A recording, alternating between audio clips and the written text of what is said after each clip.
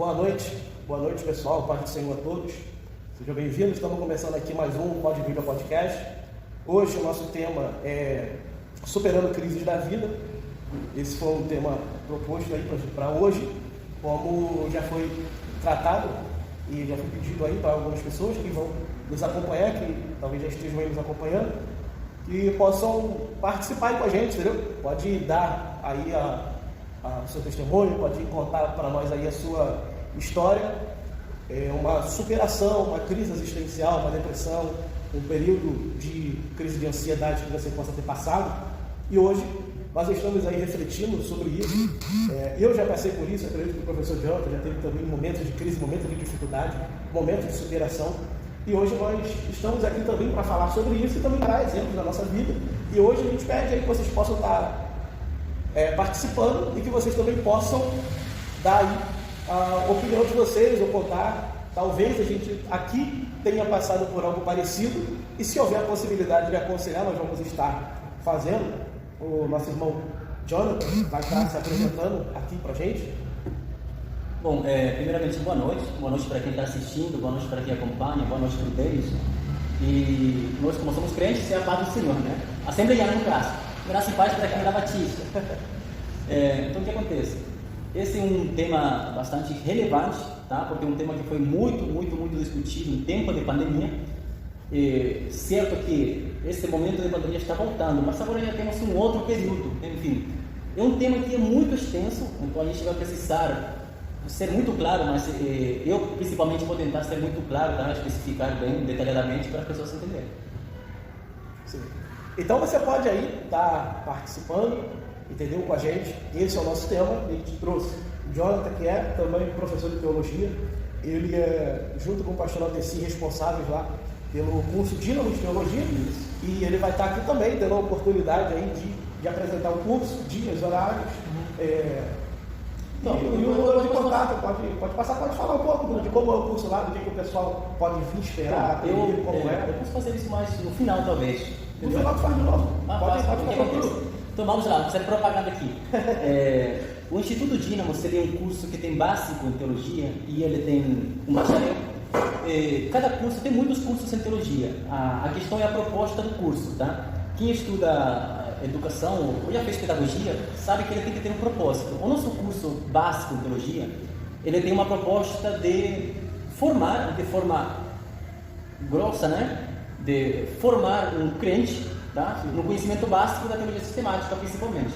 Então, o curso básico ele é todo sistemático, tá? Ele tem o período histórico, tem um período sistemático, um período ético e moral, tá?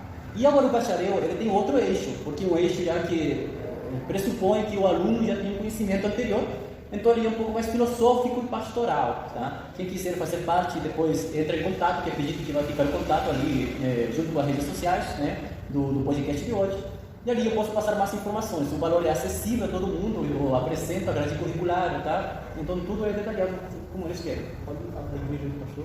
Sim, o curso, ele é, como eu disse, ele é um núcleo, ele é livre, portanto, ele se desloca. Onde há necessidade de um curso em teologia, ele pode se deslocar. Atualmente, nós temos o polo principal fica na igreja do pastor Aldeci, aqui em Queimados, tá? Onde eu congrego também. Ele é professor também, ele dá aula em outros seminários e dá aula da Assembleia de Deus Evangelho Pleno. A maioria que mora aqui em Queimados deve conhecer. Tem outros polos, mas, como eu disse, depende do município, depende da igreja, mas o núcleo pode se deslocar. Então, o nosso irmão Jonathan, ele é professor de teologia, tem um curso de teologia, que é na igreja deles, a Assembleia de Deus Evangelho Pleno. Lá é o pastor Aldeci, quem é mais fácil de localizar é ali na porteira, ao lado da academia do Valci. Tem a academia do Valci. Frente da padaria. Isso, tem o trevo ali. Exatamente. Então, você estiver querendo fazer uma visita lá na igreja, entendeu? Uma visita lá na igreja, conhecer o curso, conhecer mais do Jonathan também é pregador, já teve pregando aqui na igreja, também é palestrante, monta cursos, no caso, cursos diários, você pode tirar um sábado, você quer bolar um tema aí na sua igreja, exemplo, algum tema relacionado à reforma protestante, história da igreja no Brasil, você quer movimento pentecostal, não sei, alguma coisa relacionada à escatologia. Jonathan também dá esses cursos. Quer falar alguma coisa? Não, o que acontece?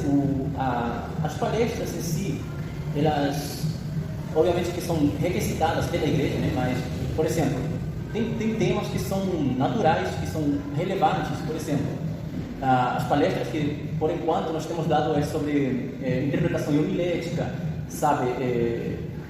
Igreja e pós-modernidade. São igrejas que são temas mais relevantes ainda, tá? A história bíblica como noiva de Cristo da igreja, que é um tema muito extenso. Enfim, são palestras que a igreja pode pedir, entendeu? Então, são coisas que você pode estar aí entrando em contato com o nosso irmão. Ele vai estar aí juntamente com você que está querendo montar essa palestra, se for sua igreja, que a gente vai estar fazendo. Como é que a gente começa a nossa conversa, fala mais um pouco, de... O que acontece?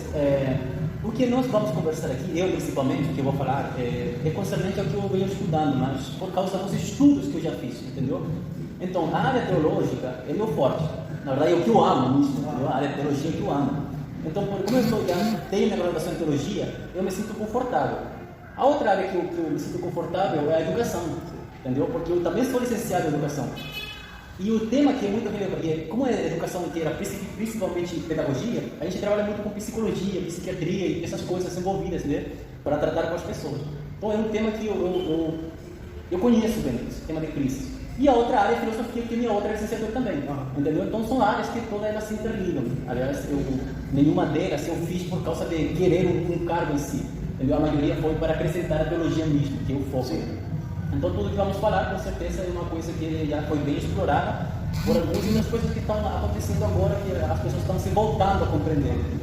A letra da lei mata quando a gente fala isso, uma má interpretação a respeito do texto, que a letra ali não é conhecimento, a letra ali não é teologia, a letra que está sendo falada ali é a letra da lei, que apontava para os pecados, para os nossos pecados.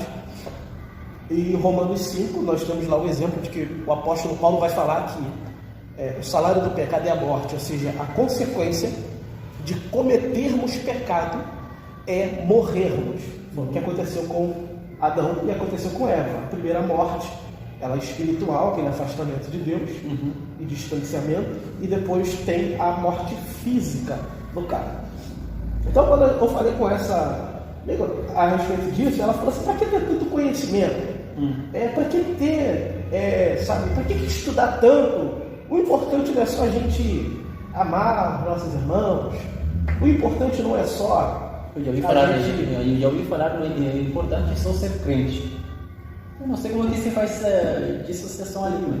Porque assim, você fala assim, de salvação. Fala de salvação é fácil. Aceita Jesus, você está fácil. Está salvo. Pronto. Mas e aí? O que vem com essa questão de aceitar a Jesus? Entendeu? Esse aqui é o grande X da questão. É aí que as coisas começam a ficar complicadas.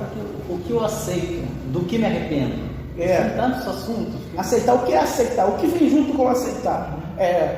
Negue a si mesmo, tome a sua cruz. O que é isso?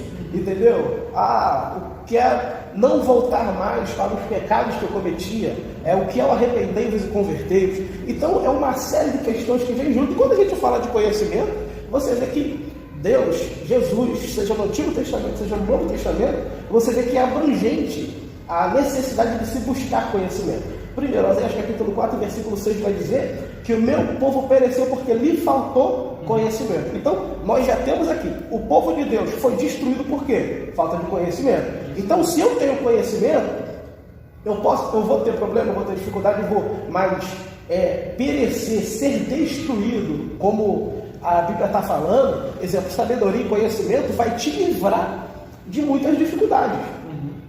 Conhecimento bíblico vai te livrar de várias situações que você não precisa nem entrar nesse problema para depois você conseguir sair. Ou seja, a sabedoria te leva a não entrar nesse determinado conflito. Fora os momentos que você encontra, sabe, um momento maravilhoso, quando você estuda a Bíblia, cada momento que você passa ali, você fica horas, sabe, um tema que qualquer pessoa fala, está escrito é isso, mas não é isso. Às vezes a Bíblia é um livro inspirador tão rico, que, como a Bíblia diz, ele é uma palavra inesgotável, entendeu? Ele é inesgotável.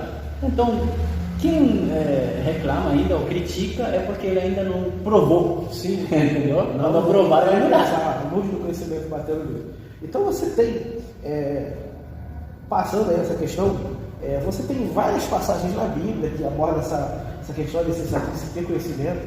Lucas 2,52, Jesus crescia em conhecimento, estatura e graça diante de Deus e diante dos homens.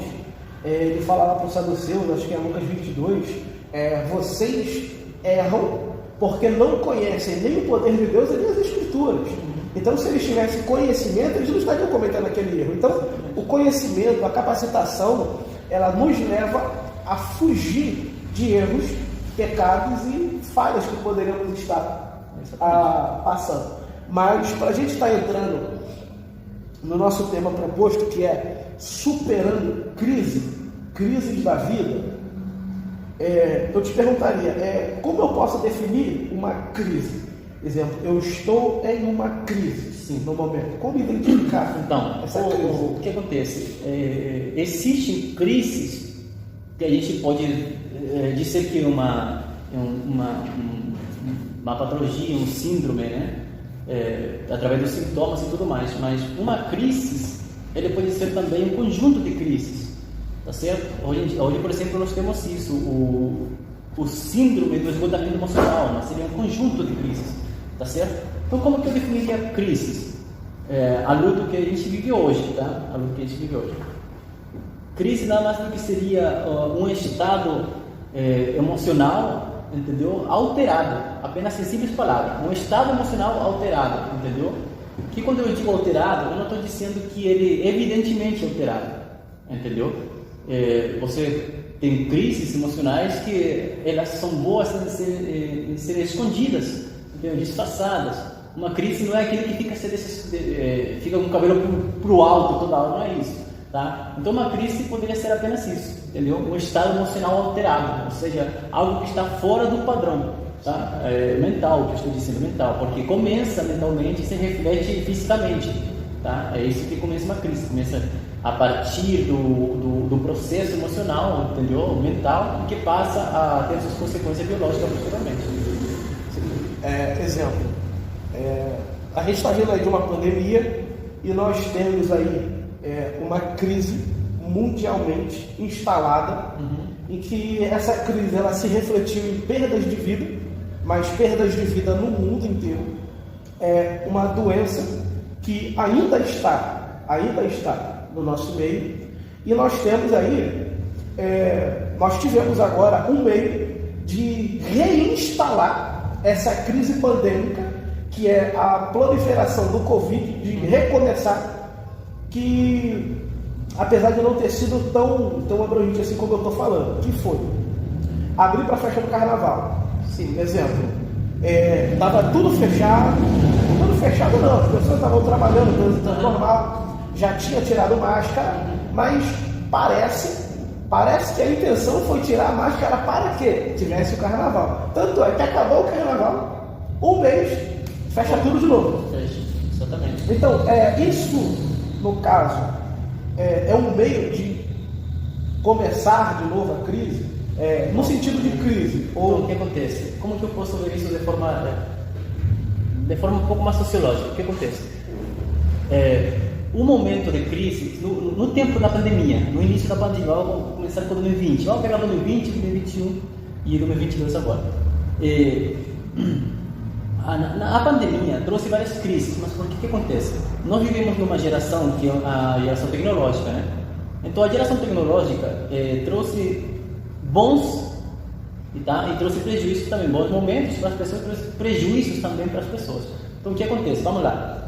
Assim que a pandemia chegou, as pessoas, as famílias começaram a se reunir, elas ficaram enclausuradas, muitas famílias não se conheciam, tá? Famílias passaram -se a conhecer na pandemia. E as crises, como que começa uma crise nessa questão do carnaval? A crise houve, tá? Há vários estudos onde a crise de fato se instalou nos lares, tá? Características, seria angústia, ansiedade, tá? Isso até o índice de divórcio. Índice de divórcio aumentou. Porque que acontece? você não tinha um casamento. Casamento é uma coisa de você, eu conheço e vou me casar. Não é isso. Você passa a conhecer a pessoa no casamento. Mas uma pessoa que trabalha praticamente o dia todo e a outra também trabalha, eles se conhecem no quê? Intimamente durante a noite, entendeu? Mas não há uma questão saudável nisso aí. Tá? Então muitas pessoas se separaram porque conheceram, entendeu? Não é porque deixaram de conhecer, não é que estranharam, elas não conheciam mesmo, entendeu? O seu cônjuge. Pois bem, as pessoas se instalaram com várias crises, tá? Tanto a ansiedade, a ansiedade foi a principal, né? Por causa da angústia, tá? Um estudante tendo que dividir o espaço com um pai que tinha que fazer do seu lar o seu trabalho, o estudante que tinha que fazer do seu lar a sua escola, entendeu? Então tudo isso conciliado no mesmo ambiente trouxe várias crises. As pessoas estavam, segundo vários estudos, estavam de fato precisando de ar livre. Todo mundo queria um carnaval, tá? Essa é uma verdade. Era uma via de escape emocional, entendeu? Era uma via de escape emocional. Mas as pessoas, sabe o que é interessante e contraditório ao mesmo tempo? É um paradoxo. Porque as pessoas queriam uma via de escape, que era o carnaval, tá certo? Mas elas sabem que indo para o carnaval, ela provoca a crise que ela tem. Sim. Entendeu? Então é um paradoxo que acontece, mas é assim que a tua mente manda. Entendeu? As pessoas, eu vou para o carnaval, mas ao mesmo tempo, essas pessoas que iam para o carnaval são as mesmas que ficavam com medo. E elas voltavam a ficar com medo agora. E ainda postava. Exatamente. Use máscara, toma cuidado, parcial. Bom, ela saiu do medo para esse momento ali, entendeu? Onde, vamos dizer que foi um ar livre para elas. São pessoas que não são da igreja especificamente, sim, não são da igreja, tá? Mas ao mesmo tempo elas voltam, tá? Para o mesmo estado anterior, que era de crise. Entendeu? Essas pessoas que foram para o carnaval, eu não vou dizer que está todo mundo bem por aí, não é? Obviamente que houve esse aumento, como você falou, houve esse aumento novamente da Covid, de vários casos de Covid. Então, o que a gente pode fazer a respeito? A respeito não se faz, tudo passa pela política, tá certo? Mas isso é tratado no lar, entendeu? Essas questões emocionais, esses sintomas e todas essas angústias e ansiedades, isso é tratado no lar e com profissionais, não tem como, entendeu? Você pode ter uma política muito ruim ou muito boa, dependendo do ponto de vista, tá? Mas isso não vai te afetar se você tiver uma estrutura familiar, entendeu?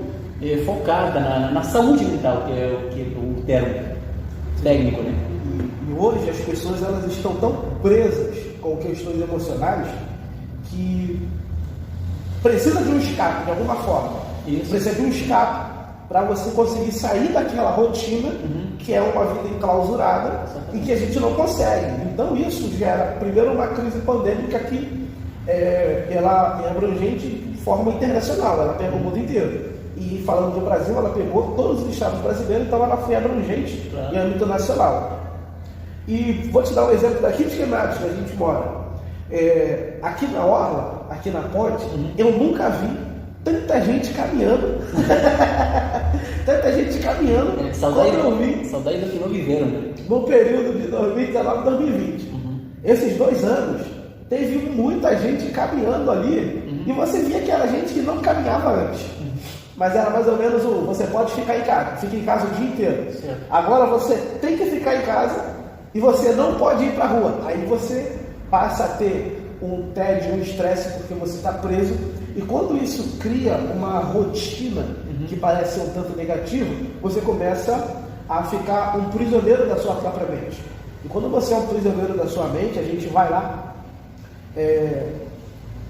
Talvez, não sei se a gente poderia usar o Romanos 12:2, que não vos conformeis com esse mundo, não cabe muito.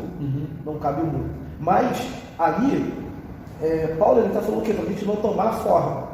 E as pessoas não tomar forma do mundo. E uma das coisas que se falava muito nas reportagens era o novo normal. Sim. Esse seria o nosso novo normal. É porque o que acontece? A Covid não é uma doença que vai passar, entendeu? Ela vai ficar. Ela vai ficar para a posteridade, entendeu? Ela não vai sumir, ela não vai ser erradicada. Ou ela vai ter uma doença como um AIDS, sabe? Que ela está aí. Ela não vai passar, entendeu? É mais ou menos assim Covid, entendeu? De fato, a pessoa vai ter que se acostumar, entendeu? Não tem como. Ali, como você explica isso para uma pessoa que está com medo de sair para a rua, entendeu? Como que ela vai conseguir conciliar com isso? Entendeu? Conciliar sabendo que ela pode pegar a qualquer momento. entendeu? Porque não é uma coisa que, vou esperar passar, mas ela não vai passar, essa é uma coisa que tem que ficar claro. Então, isso não vai ficar, é uma doença que vem para ficar, entendeu? Como outras, entendeu? A ebola e outras coisas. A gente tem que aprender a conviver. Conviver não é diferente, a gente tem que aprender a conviver. Então, a gente está falando inicialmente de uma crise de âmbito internacional para a gente ser. Não, a gente está falando de forma global. Exemplo, gera problema na economia. Exatamente. No mundo inteiro. Não adianta você falar que isso é um problema exclusivo do Brasil. É um problema exclusivo do mundo. Entendeu? É um problema exclusivo do mundo. Não é só aqui no Brasil. O que nós estamos vivendo aqui, e que todos os países também está sendo vivido. A isso, essa crise, que é nacional, vou colocar aqui no Brasil inteiro, ela se reflete como? De forma individual. Porque eu vou te dar um exemplo. Muitas pessoas perderam emprego, perderam trabalho, e essas pessoas, elas tem muitas que não conseguiram voltar a trabalhar. Aí você imagina a cabeça do pai de família em casa, querendo trabalhar, mas sem ter um emprego, uma mãe de família querendo trabalhar, mas sem ter um emprego, e um filho que precisa das coisas em casa, e também não pode gerar um recurso, porque às vezes é criança, não tem idade. Então, assim, aí que começa esse estado emocional alterado que a gente chama de crise. Aliás, quando uma pessoa... vamos partir da questão do emprego, como exemplo. Você sabe que muitos trabalhadores, eles faziam seus trabalhos manualmente, ou diretamente, tá? E depois, eles não usavam a tecnologia para fazer seus trabalhos, entendeu? Mas muitas das pessoas trabalham já home office, entendeu? Mas muitas pessoas não trabalhavam dessa forma, mas precisavam trabalhar dessa forma. Então imagina você onde faz da tua casa um escritório, e você vai ter que aprender novamente, sim, sabe? Como você fez nos anos iniciais de estudo, aprender a fazer as coisas, você tem que fazer de novo agora, na fase adulta, entendeu? Você pensando, deixa a escola para trás. Não, porque você vai ter que aprender a manejar a tecnologia para você conseguir sustentar o teu serviço, entendeu? Então era um medo de que, será que estou fazendo certo? Será que vou conseguir aprender? Será que vou conseguir manter meu trabalho? E ali que começa já as primeiras crises, entendeu? E junto com, obviamente, estou falando só do trabalho desse exemplo, mas se você engloba isso com filhos, com família, e todo mundo com seus devidos problemas também, entendeu? Então, esse é um aspecto bem um pouco mais específico, né? Mas essas são consequências, são crises, ali vem angústia, vem ansiedade, tá? E vem vários. Hoje em dia, por exemplo, nós temos uma organização que ela certifica, entre aspas, né? Certifica muitos sintomas, entendeu? Muitos sintomas e doenças mentais e outros tipos. Eles colocam um nome, entendeu? Colocam um nome. Por exemplo, imagine que você tem TOD, o transtorno opressivo desafiador. Isso está registrado, tá? Isso está registrado como um transtorno, tá? Pois bem, dito isso, nem tudo é crise. Acho que ele tem que ficar claro, tá? Por exemplo, vamos lá. Nem tudo é crise, nem tudo é depressão, tá? Vamos dar um exemplo bem característico. Crise de identidade não é somente de adolescentes, tá?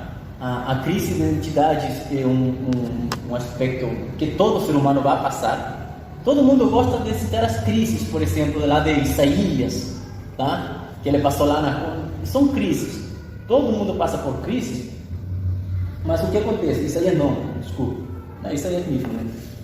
Entendeu? Então, o que é uma crise de identidade para a gente entender que nem tudo é crise? Crise de identidade é quando você, por exemplo, tem um adolescente e o adolescente está nessa passagem da adolescência para a vida adulta, né? Chegando quase que praticamente aos 18 anos, tendo que enfrentar esses momentos ali do que será da vida dele. Será que eu vou conseguir um trabalho? Em que vou trabalhar? Será que eu vou estudar? O que eu vou estudar? Será que eu vou ter as condições? Tá? Aí ele começa a ficar um pouco mais crítico, ele começa a se conhecer melhor biologicamente. Isso é normal em cada adolescente, isso é normal em qualquer pessoa, tá? Só que isso foi chamado de crise de identidade. Por quê? Porque o adolescente acaba se questionando, entendeu? Olhando para ele mesmo com dúvida. Será que eu tenho que fazer alguma coisa? Será que eu tenho que ser o que a sociedade quer que eu seja? Será que eu posso estudar? O que eu devo estudar? E começa essas dúvidas dentro da cabeça, isso é uma crise, tá? Crise de identidade. Mas, por exemplo, isso não é não é uma doença. Então, o que eu estou falando, isso tem que ficar claro. Crise de identidade, hoje tem crise de identidade dentro da igreja, fora da igreja, para adolescente, para adulto, tem para tudo, tá? Porque crise de identidade faz parte. Se você hoje, por exemplo, imagina uma pessoa que trabalha 30, 40 anos no mesmo trabalho, ele perde o emprego, ele vai ter uma crise. Vai. Uma crise de o que eu vou fazer? Eu não sei fazer mais nada. Eu fiz 30, 40 anos a mesma coisa. E às vezes é uma profissão que acabou. Exatamente. A pessoa tem que recomeçar. Ou mesmo evoluir, porque talvez vai ter que se aperfeiçoar para entrar talvez num ramo da área que ele gosta. Isso, por exemplo, é uma crise. Mas isso, como eu disse, não é uma doença, mas faz parte, é uma crise. Agora, de forma psicológica, uma crise ela pode alavancar a tua vida, ou ela pode destruir a tua vida. Então, por isso que estou falando que é muito importante. Por exemplo, uma pessoa, vamos pegar um adolescente. Um adolescente pode ter esses momentos de crise, né? Ele vai ficar um pouco mais isolado no seu quarto, ele vai ficar questionando todas essas coisas, ele vai perguntar para a mãe por que eu tenho que estudar aquilo, por que eu devo estudar, enfim, ele vai ter uma crise de identidade. Isso pode de fato alavancar sua vida se ele conseguir achar, entendeu? A forma certa, se ele conseguir se encontrar. Mas o que nós vemos hoje é o contrário. Os adolescentes não conseguem se encontrar e eles acabam entrando num processo de depressão. Então, por isso que nós temos esse alto índice de pessoas depressivas e de pessoas que estão se suicidando. Por quê? Porque pessoas não estão sabendo lidar com isso. E aqui vem a questão que eu acho que todo mundo tem que gravar. Por que as pessoas não estão conseguindo superar isso? O que você me responderia? Qual o principal motivo? A consequência? O que está acontecendo? Porque antigamente você tinha uma porcentagem menor. Por que hoje tem mais? Por que décadas passadas as pessoas pareciam um pouco mais fortes para enfrentar essas situações de hoje não é tanto? Rapaz, eu partiria para a forma que a nossa sociedade está. Antigamente você tinha certas situações que você brigou na rua. Tô falando, brigou na rua. Se apanhar na rua, vai apanhar em casa. Então a gente já não apanhava mais na rua. Exemplo, cara, enquanto você não encarar fulano de tal que fica aí, ó, te bulinando, você não vai conseguir se livrar dele e superar isso. Exemplo, nós tínhamos, na minha infância, acredito que na sua, a gente não tinha tanto acesso à internet, a gente não estava tão preso dentro de casa com o videogame, com a internet. Nós tínhamos mais brincadeira na rua, nós tínhamos menos acesso a brinquedo, então às vezes a gente tinha que construir daquelas estradas de tampinha. E a gente pensa que é bobeirinho, mas a gente tinha que se virar para brincar. Era pique bandeirinha, era pique esconde, futebol, entendeu? Soltar pipa, bola de gude, coisa que a gente não vê. E tinha um certo. A gente era um microempreendedor naquele momento. Claro, a gente tinha que inventar ali, brincando, construir coisas. Hoje você não vê. Eu acredito que falta um pouco também dos pais incentivar isso nos filhos, botar o filho para fora, vai lá brincar. Exemplo, no meu caso, o que falta é eu sair de casa para levar minha filha, porque minha filha pede todo dia. Todo dia, pracinha na frente da nossa casa, a gente tá lá, pai, leva lá pra cima, a gente tem que sair. Eu meu filho, hoje eu tinha que estar aqui. Eu levei ela de manhã na pracinha. Aí, fora isso, vamos voltar um pouco. Ela ficava muito no telefone vendo desenho. Às vezes ela ficava entre 4 horas e 5 horas vendo desenho. O que eu comecei a fazer? O que a gente fez? Que a gente não queria. Minha mãe apareceu com um gato lá em casa, ela pediu um gato, a gente tinha quase 1 ano. A gente deu o gato. O gato, que é a Maria lá, a tia dela, já tirou ela bastante do telefone. Depois a gente começou a levar mais vezes ela para brincar. E isso já melhorou. Ela quase não vê mais. Então, mas qual que você pegou um ponto? Sim, o que estava afetando ali, então? Falta de interação. Não, além disso, você pegou uma coisa, ele estava brincando mais com gato. Mais com gato e menos com o telefone. Menos com, que é a questão que faz parte da internet. Então, o que acontece? Décadas passadas... acesso livre. Isso, exatamente.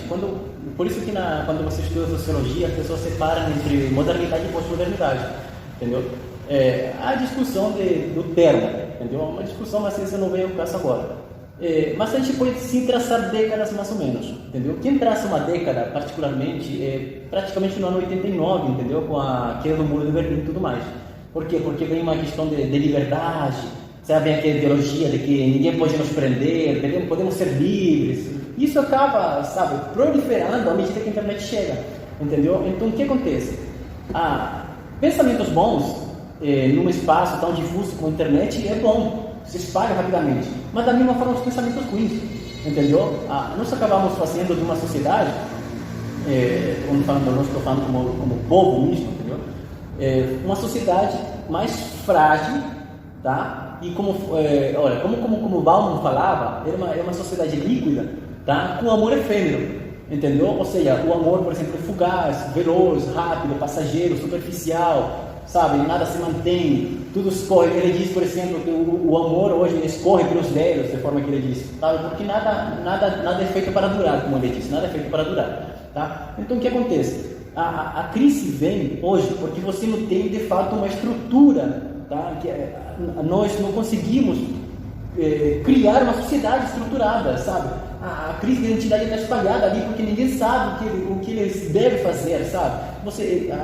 O aluno, ele fica, sei lá, 2 horas em sala de aula, ou aqui no colégio brasileiro, que fala que tem 4 ou 5, mas na verdade tem 2, vai embora às 10 horas da manhã, entendeu? 2 horas, e aí fica o dia todo na internet, entendeu? E na internet ele vê o quê? Vê influências dos mais tipos, dos variados pensamentos, entendeu? Porque você não sabe o que ele está vendo, entendeu? Então ele tem uma quantidade enorme, um acervo enorme de conhecimento entre aspas, né? De informações diferentes, mas nada enraizado, nada fixo, entendeu? Então é uma pessoa frágil. Por quê? Porque o jovem vai se basear num argumento básico que ele viu num vídeo de 3 minutos, entendeu? E ele vai passar isso para frente.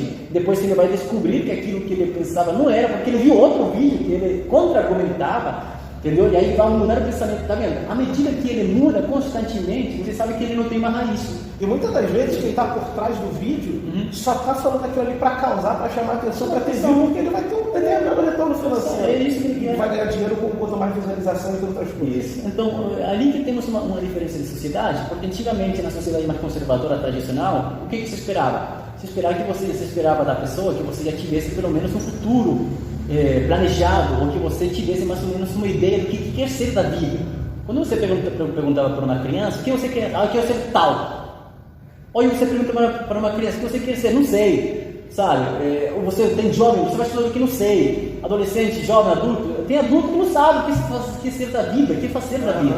Entendeu? Por quê? Porque temos uma internet, tá? Que trouxe essa facilidade, tá? Essa facilidade para as pessoas, mas ao mesmo tempo a falta de rigidez. Entendeu? Então, por exemplo, como que as pessoas... Vamos pegar o ambiente cristão. Para você ver como que eles trouxeram as coisas. Esse imediatismo da internet, tudo pronto. Hoje eu vou comprar ali quero uma comida, chama no iFood, pronto. Pá, chega ali, 10 minutos, sabe? O problema não é você querer a velocidade das coisas, isso faz parte. O problema é quando você traz isso, por exemplo, para o crente, para o lado espiritual. Porque não vai funcionar no lado espiritual, não vai te funcionar da mesma forma que você vê o mundo hoje. Por exemplo, não adianta você comprar uma coisa para o Sedex que de forma espiritual não vai vir uma oração da mesma forma, a resposta. Hoje em dia o cara fala assim, pô, já estou orando há 2 dias já. Sabe? 2 dias já está com pressa. Já está com pressa. Não, mas Deus não me respondeu, mas está quanto hora? Pô, estou orando a semana toda. Sabe? E se você perguntasse antigamente, pô, era campanha de mês, entendeu? Isso que eu estou falando. Tinha o café amargo. Café amargo, era a campanha de oração de 7 semanas de oração em um lugar. Não era nada imediatista. O filósofo Mauro Cortella, eu gosto muito dele, dos vídeos dele, e ele fala assim: quando você vai no churrasco, você vai no churrasco para comer carne. Se for para comer carne, come na tua casa, tu vai gastar menos. Sim. Então, por que tu vai no churrasco? É para conversar. Exatamente. Aí fica com a internet. Isso, para ter aquele momento ali. Sabe o que eu percebi? Que quando eu estava levando a minha filha para a pracinha, eu estava levando o celular. Hoje, eu fui com ela também, com o celular. Por quê? Porque eu estava fazendo vídeo, estava editando e estava também compartilhando. Então hoje eu tinha um motivo, só que das outras vezes eu não tinha. Então eu vi que em vários momentos ela estava me chamando e eu falava assim, espera um pouquinho aí, Helena.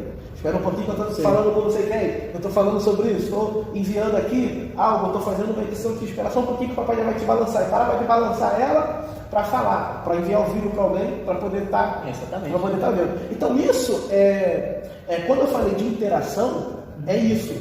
A gente vai para um churrasco e tá do lado, tá um mexendo no telefone, tá o outro tirando foto e não há aquele momento de compartilhar e conversar. Enquanto a gente faz a carne, a gente come a carne. Então, a gente precisa se voltar para interagir.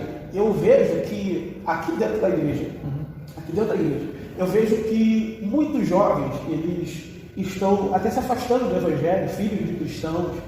Nós temos esse índice grande. E uma coisa que eu aprendi na prática ao longo desses poucos anos que eu tenho de evangelho, que é: os pais não aprenderam a ensinar. Escuta isso: os pais não aprenderam a ensinar aos filhos o prazer que eles têm na casa de Deus. Por quê? Eu sou professor de escola dominical. Eu também prego, de vez em quando, mas prego. Tem gente que toca teclado, tem gente que toca bateria, tem gente que é obreiro, fica na portaria, tem gente que está ali mexendo no som. Então você tem diversas funções que te trazem, que te motivam a estar. Não é que te traz, o que te traz é Jesus. Mas o que te motiva, o que mostra uma utilidade enquanto congregação, é uma função que você desenvolve. Você faz parte do grupo jovem, você faz parte do grupo jovem, faz parte, essa parte operacional que a gente desenvolve aqui dentro. E eu vejo que muitos pais não ensinam isso para os filhos. E por que os filhos não vêm? É porque ele senta aqui no banco, por exemplo, a minha filha, ela fica entediada quando não tem salinha para as crianças. Entendeu? Agora, quando tem salinha, ela fala em casa. Primeira coisa que ela fala: filha, vamos para a igreja. Primeira coisa que ela fala: vai ter salinha? Às vezes eu vou pregar em algum lugar: papai, lá nessa igreja que a gente vai, tem salinha? Por quê? Porque ela aprendeu que quando ela vem para a igreja, ela interage quando tem salinha.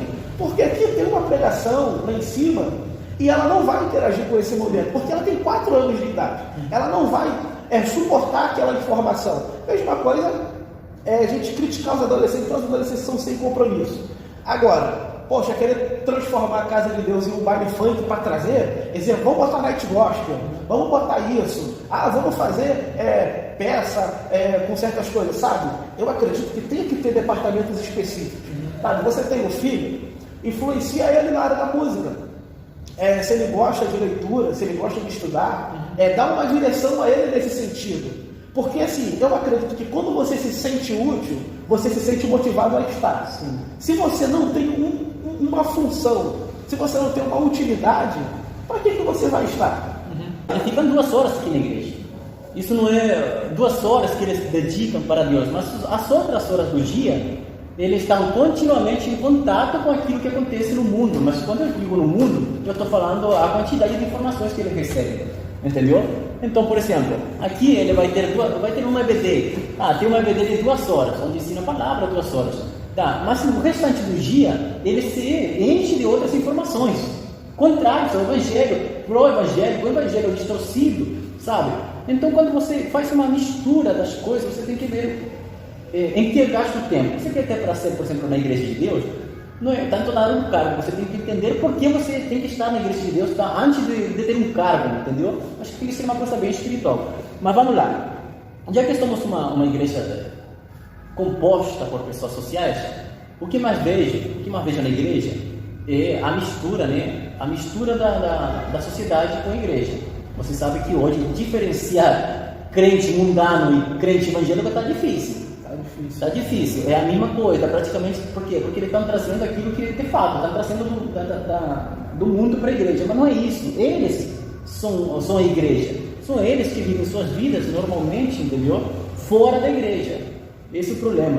Parece que a igreja se tornou aquele clube social, sabe? Na igreja eu só vou fazer aquilo porque tenho um compromisso, tenho uma responsabilidade e tudo mais. Mas se ele não se comporta da mesma forma lá fora, obviamente que não houve uma regeneração, e tem várias coisas por trás disso. Mas vamos lá, só para não fugir do tema. Como que isso reflete no emocional do crente? No emocional do crente. Reflete de muitas formas. Primeiramente, aqui você tem pessoas que vêm cheias de informação, chega na casa de Deus cheia de informação, ele ouve uma palavra um pouco dura, tá certo? Ele vai ouvir uma palavra dura que não vai ser confortável para ele, mas mesmo assim ele não vai aceitar e vai possivelmente ir embora, sabe, contrariado. Tudo bem. O problema é que quando você chega em casa, você não vive ainda a igreja parece que não é você, sabe? A igreja não é você. Você acaba vivendo uma vida normal, se enche de outras informações, né? de diferentes ideologias, porque você assiste a TV tanto, você assiste o canal tanto, você segue o influencer tanto, enfim, tantas informações na internet. E isso acaba refletindo sim numa crise, por exemplo, espiritual. O que acontece? Hoje em dia, o que eu vejo às vezes, eu já vi muito, são em EBD e também em sala de aula, são pessoas se questionando. O questionamento é correto, mas eu estou dizendo se questionando, por exemplo, será que a gente tem que aceitar o aborto?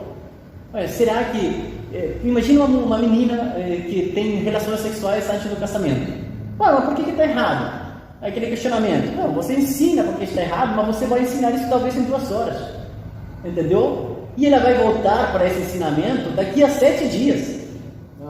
E o restante do tempo, ela vai continuar se enchendo de ideologias que vão pró-aborto, pró-relacionamento fora do casamento, entendeu? Isso acaba gerando uma crise emocional dentro da pessoa, porque ela acha que vai ver a igreja como uma questão opressiva, sim, porque assim é visto do lado de fora, e ela vai saindo da igreja. Conheço o alto índice, gente, de jovem que entra para a faculdade e sai descrente é enorme. Sim.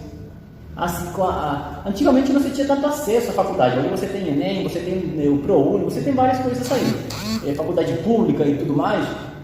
Mas o que se ensina ali dentro? Mais ideologia política, ideologia de esquerda. Porque o professor da faculdade, pelo relato que nós temos, exemplo, se você pegar os vídeos, as postagens do Nicolas Ferreira, vereador de BH, ele fala quando ele fez direito na universidade pública, ele falou que teve um professor que, como ele era alguém que não aceitava aquela perseguição, ele debatia, ele argumentava, ele criticava, ele falou que uma vez ele chamou a polícia com um professor que disse para ele que ele não podia fazer a prova em dupla porque ele ia de contra aos critérios da faculdade, que ele era cristão. E ele dizia, chegou a falar para ele assim, você pode fazer em dupla, você e o teu Deus. Entendeu? Gente, o que eu falo em sala de aula é isso. Eu falei, estuda. Faz faculdade pública? Faz. Sim. Faz. Mas faz teologia primeiro, vai. Faz um basincão pelo menos. Ou dizer, antes de ir para a faculdade pública, chama o pastor da igreja. Vai conversar com ele, entendeu? Sabe como é que tá complicado. O que acontece? Quando nós ouvimos, eu não fiz faculdade pública, mas o que a gente ouve... Não, eu ouvi já, tanto quando fiz apoios, quando fiz pedagogia, quando eu faço filosofia também, a gente vê, é só ideologia atrás de ideologia. Quem não está firmado na Bíblia ali, vai ficar perdido, vai ficar desnorteado e fica se contrariando, fica com aquela sensação de, será que estou correto, que eu estou... será que a religião já vai falar igual Nietzsche, o Deus está morto, sabe? Por que o professor não vai te chegar com uma fala, como, por exemplo, dizer assim, cara, você tem que entender que religião é coisa de bobo. Não é isso que eles falam, tá? Ele vai lá procurar na filosofia, vai procurar uma argumentação, dizer, Deus no mundo, sei lá, numa sociedade que era teocêntrica, governada... E uma arma que eles também usam e podem usar, é a da punição escolar, da reprovação, entendeu? Aí você vê, o que tem? O posicionamento político com a área. A aula é o que? Ciência política? Não é ciência política, não é história política. Então, assim, se é matemática, por que você está falando de ideologia política dentro da sala de aula? Ele tinha que estar falando de matemática. Só que muitas vezes não acontece. Aí o cristão, ele passa a ter um conflito de fé. O Rodrigo Silva, o arqueólogo, ele tem até um livro que ele fala sobre isso, que é o livro Ateísmo Cristão. Ele aborda como é a vida de muitos alunos que acabam perdendo a fé na universidade. E ele fala muito desses ataques. Primeiro, é o ataque do professor ao aluno e o despreparo do aluno, aquilo que a gente estava falando, é o medo de teologia. Tá vendo? É o medo de teologia, é o medo de estudar, é o você não estuda para aprender, porque aprendendo você se defende. Entendeu? Dá para você brigar com o professor a se defender com um argumento. É o que Pedro fala, que vocês estejam aptos a dar razão da vossa fé a quem lhe perguntar. Então, se você não está apto a dizer por que você crê em Deus, você vai ter problema nesse meio. Exatamente. Não pensem que a crise, eu disse, a crise ele é mais habitual hoje. Hoje, porque não vivemos numa sociedade, como diz Bauman, líquida, entendeu? A sociedade se molda às ideologias, se molda aos pensamentos, entendeu? Se o pensamento em moda é quadrado, a sociedade vai ser quadrada. Se o pensamento em voga naquele momento é triangular, as pessoas vão se moldar de forma triangular. Então, como ele disse, uma sociedade líquida, porque ela vai se moldando às formas, entendeu? Não é uma sociedade fixa, enraizada em algum critério específico, nada disso. Tá? Ninguém tem uma visão futurista do que quer da vida, ninguém tem isso hoje. Há incertezas. Ele diz, a única certeza que você tem são as incertezas, entendeu? Contínuas. E isso é de fato uma verdade. Então a crise dentro da igreja, ela vai existir, mas principalmente falta de conhecimento, tá? E falta de interesse, porque a maioria, gente, a gente passa a maioria das pessoas não vai para a EBD. A maioria das pessoas vai o quê? Culto à noite, domingo, e olha lá, entendeu?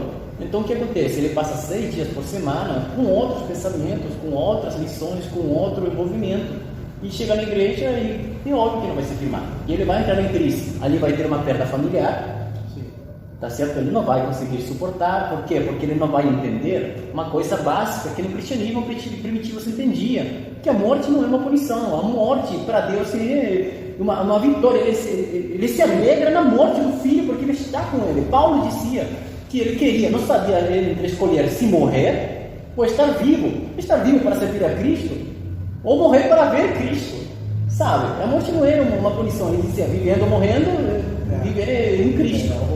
2 Timóteo 2, no versículo 10, vai dizer assim, se morrermos com ele também ressuscitaremos. Uhum. E se nós morrermos sendo fiéis a ele até o fim, isso. Ele também não vai nos negar. Por quê? Porque ele não pode negar a si mesmo. É quem ele é. Uhum. Isso faz parte da essência de Deus. O próprio Paulo fala que para ele era produtivo em vida, uhum, e em morte ele se tornava uma semente que seria plantada para edificação da fé. Eu falei, você tem uma sociedade que não tem uma profundidade nas coisas, uma sociedade que você não tem enraizamento, não tem raiz em nada. Então, deixa eu te fazer uma pergunta dentro dessa questão de raízes. Eu tenho uma forma de tudo deles é polêmica. Por que eu penso dessa forma? É porque desde que eu sou adolescente e até hoje eu cresci dentro do caminho do Evangelho. Com 12 para 13 anos já não ia mais para a igreja. Voltei aproximadamente com 21 e hoje eu tenho 34. Então eu devo estar uns 12 anos aí, mais ou menos, direto, na presença de Deus direta, é o que eu estou esse tempo. E eu nunca estive em uma igreja que desse uma aula sobre ideologia de gênero. Eu nunca participei de uma aula sobre ideologia de gênero. A primeira vez, eu dentro de uma igreja que se falou sobre ideologia de gênero, é porque eu dei aula, é porque eu fiz isso. O Diego Rosa, a antiga igreja dele, eu tive lá também dando aula falando sobre ideologia de gênero. Então assim, as igrejas, hoje elas estão com dificuldade de falar sobre pecado, estão com dificuldade. Um tempo atrás aqui na escola dominical, eu falei sobre ideologia de gênero. Você via a expressão de algumas pessoas me olhando que não concordavam. Que não concorda, fala você não pode falar isso aí não. E tem outros que não vão concordar, entendeu? Não vão concordar nem tanto talvez por causa do politicamente correto, nem tanto isso, tá? Tem uns que não concordam, como eu disse, porque eles estão acreditando em uma coisa, em algo que é contrário. Gente, o que mais tem, por exemplo, é crente defendendo ideologia de gênero. Sim, é uma influência digital. Influência digital, se a gente não tem o discernimento de quem é um bom. Olha a frase, ali vai ter a frase, mas Deus é amor, sim, Deus ama todo mundo, você não pode julgar, você está sendo preconceituoso. Eu estou falando de crente falando. Sim. De crente que fala isso. Ou seja, um crente que pensa como qualquer pessoa do mundo. E por quê? Porque ele vive maioritariamente ali fora. Ele não vive como crente fora. Ele vive de fato como crente aqui dentro, mas lá fora ele se envolve com questões, sabe? Ele não tem raiz. A base do meu questionamento é esse. A igreja, em geral, não uma questão de denominação, a igreja brasileira em geral, ela não parte muito para cima do confronto com relação à informação. Exemplo, como eu penso com relação a passar e a transmitir conhecimento. Não é deixando de falar sobre sexo que você resolve o problema, nem dentro de casa nem fora de casa. Se eu tenho um grupo jovem, eu preciso falar sobre relação sexual, até porque a internet está aí, o acesso à informação, seja pornografia, o acesso a pessoas, conselheiros sexuais, até tem muitos que veem televisão até tarde. O programa do Serginho Grosman, você sempre vê lá, tem sexólogo lá explicando para os jovens fazendo várias perguntas sobre sexo, e você via ali até o pastor Marco Gregório da Pacetar, ele sempre falava, e 2 vezes que eu fui lá, ele falou isso, e eu já vi outra vez falando na live, ele falando assim, você vai lá na televisão, ou você vê lá na internet, o pessoal falando sobre sexo, aí você vê lá o Serginho Grosman falando lá, garoto, garota, transa, garoto, garota, transa, garoto, garota, vamos trazer a fulana aqui, porque a fulana aqui, ela é sexóloga, ela vai explicar para vocês sobre sexo. A pessoa, mas eu posso fazer isso, posso fazer aquilo, aí ela, sim, pode, só que faz assim, e assim, deixa fluir natural, vai. E a maioria ali era adolescente. Tem os maiores de idade, outros são menores de idade, que você vê principalmente que são... Tem crente ali no meio. Cristão também no meio. Que não sabe o que ia fazer, porque na igreja dele não tem ensinamento. Então você vê que aonde é que tem o conhecimento? Lá fora no mundo. Ou seja, o conhecimento que está sendo transmitido para a juventude cristã, quando a igreja se omite, é um ensinamento mundano. Então não é omitindo a informação, muito pelo contrário, é passando a informação que você diz para eles da forma correta. Aí quando a gente chega na igreja, um belo dia resolvemos falar, não pode fazer sexo antes do casamento. Como é que a gente chega? De uma forma negativa. Falando o quê? Não pode. Aí já começa o problema. Entendeu? Por quê? A gente fala, não pode, mas a gente diz assim, olha só, em vez de você começar a ter relação cedo, porque você pode ter um DST, você pode se arrepender de ter relação com a pessoa que você teve relação, você pode engravidar, você pode se tornar pai, que a consequência não é só para a menina, é para o homem também, porque ele também tem que assumir o filho. Então, o pai e a mãe pode gerar problema de um lado também do outro. Então, você precisa pegar a juventude e explicar o porquê. Qual é a vantagem de esperar se casar? Qual é a vantagem de construir o relacionamento em vez de só achar uma pessoa e ter relação? Então, a minha pergunta para você, ela tem esse sentido. Essa fraqueza emocional de não saber lidar com esses conflitos e até questionar doutrinas da igreja, quando a gente fala assim, a gente não apoia o aborto, a gente não apoia a eutanásia, entre outras coisas, ideologia de gênero, deixando bem claro. Ideologia de gênero é aquilo que se ensina. Se a pessoa é homossexual, quer ser homossexual, é uma opção sua. Isso. Agora, se a Bíblia falar algo com relação ao comportamento homossexual, porque já foi comprovado já que não é uma doença, é um desvio de comportamento. Muitas das vezes é um transtorno. Muitos sofreram sérias questões. Abuso na infância. Eu acredito que a ausência paterna também, a ausência daquela figura masculina, tem questões emocionais que levam a isso. Então, quando a igreja se omite a passar essas informações, essa falta de uma raiz mais profunda na palavra, uma estrutura, é consequência também dessa falta de posicionamento da igreja? Antes de responder, eu queria dizer, a gente não está dizendo, e que fique claro, que o questionamento é uma crise emocional. Sim, a gente não está dizendo isso. A gente está dizendo que a crise vem, por falta de posicionamento naquele momento. Por exemplo, quando você fica, não é simplesmente uma crise emocional, não é uma dúvida, é uma ansiedade, é uma angústia que ocorre dentro de você, que te faz perder o sono, que você não consegue produzir nada, sabe, que te afeta emocionalmente, entendeu? Isso é uma crise. Você pode ser posicionado, me posiciono a favor, sei lá, de tal ideologia, pronto, você não vai ter crise nenhuma, você já está posicionado. Me posiciono contra, posicionado. A crise é quando você não sabe se inserir nisso aí, você não sabe escolher, você acaba não é apenas uma dúvida passageira. Tudo bem, deixa para lá. Não, é quando essa dúvida não passa mesmo, ela fica e te traz uma questão muito séria emocionalmente. Então, ele não está dizendo que criticar a ideologia, não. Desculpa, é crise, tá? O que mais tem que ter é criticar mesmo, sim, entendeu? Gente, se você tem uma dúvida, não é bom levar para casa.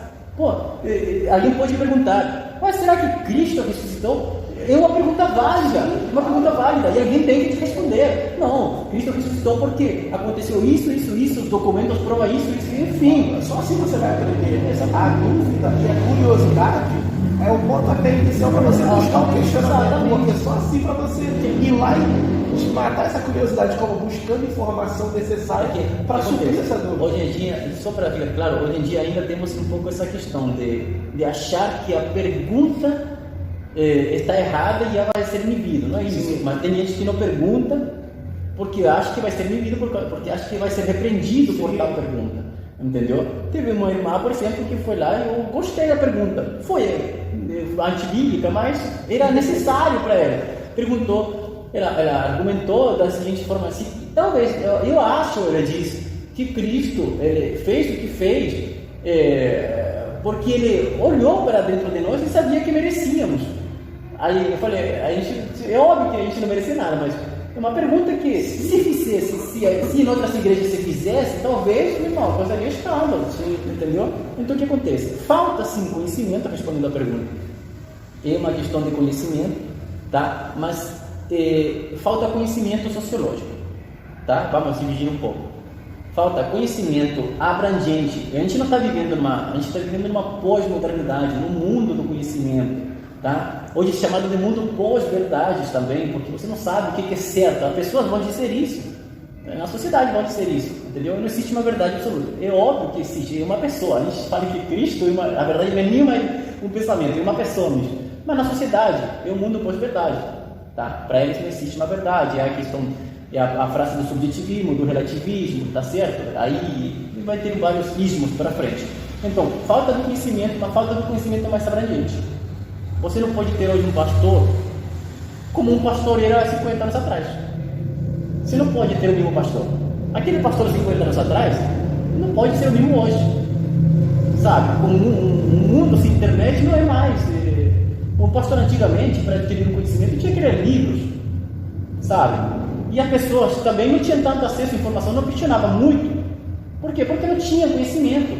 Mas hoje você tem uma igreja cheia de conhecimento, com várias ideologias, e o pastor tem que estar à altura disso. Sim. Então, o que acontece? O que está faltando aqui não é falta tanto de conhecimento bíblico, mas falta de conhecimento bíblico e interdisciplinar. Ele tem que saber, não é somente falar de Bíblia, ele tem que saber falar também um pouco de sociologia, ele tem que conhecer um pouco de psicologia, ele vai ter que, sabe, ele tem que se aperfeiçoar. Por quê? Porque vai chegar uma pessoa aqui com uma crise de identidade aqui, sabe? E pode ser tratado de forma, sei lá, psiquiátrica talvez. Ele pode dar um aconselhamento pastoral, como é a disciplina da... Quem estuda, por exemplo, bacharel, estuda poimênica.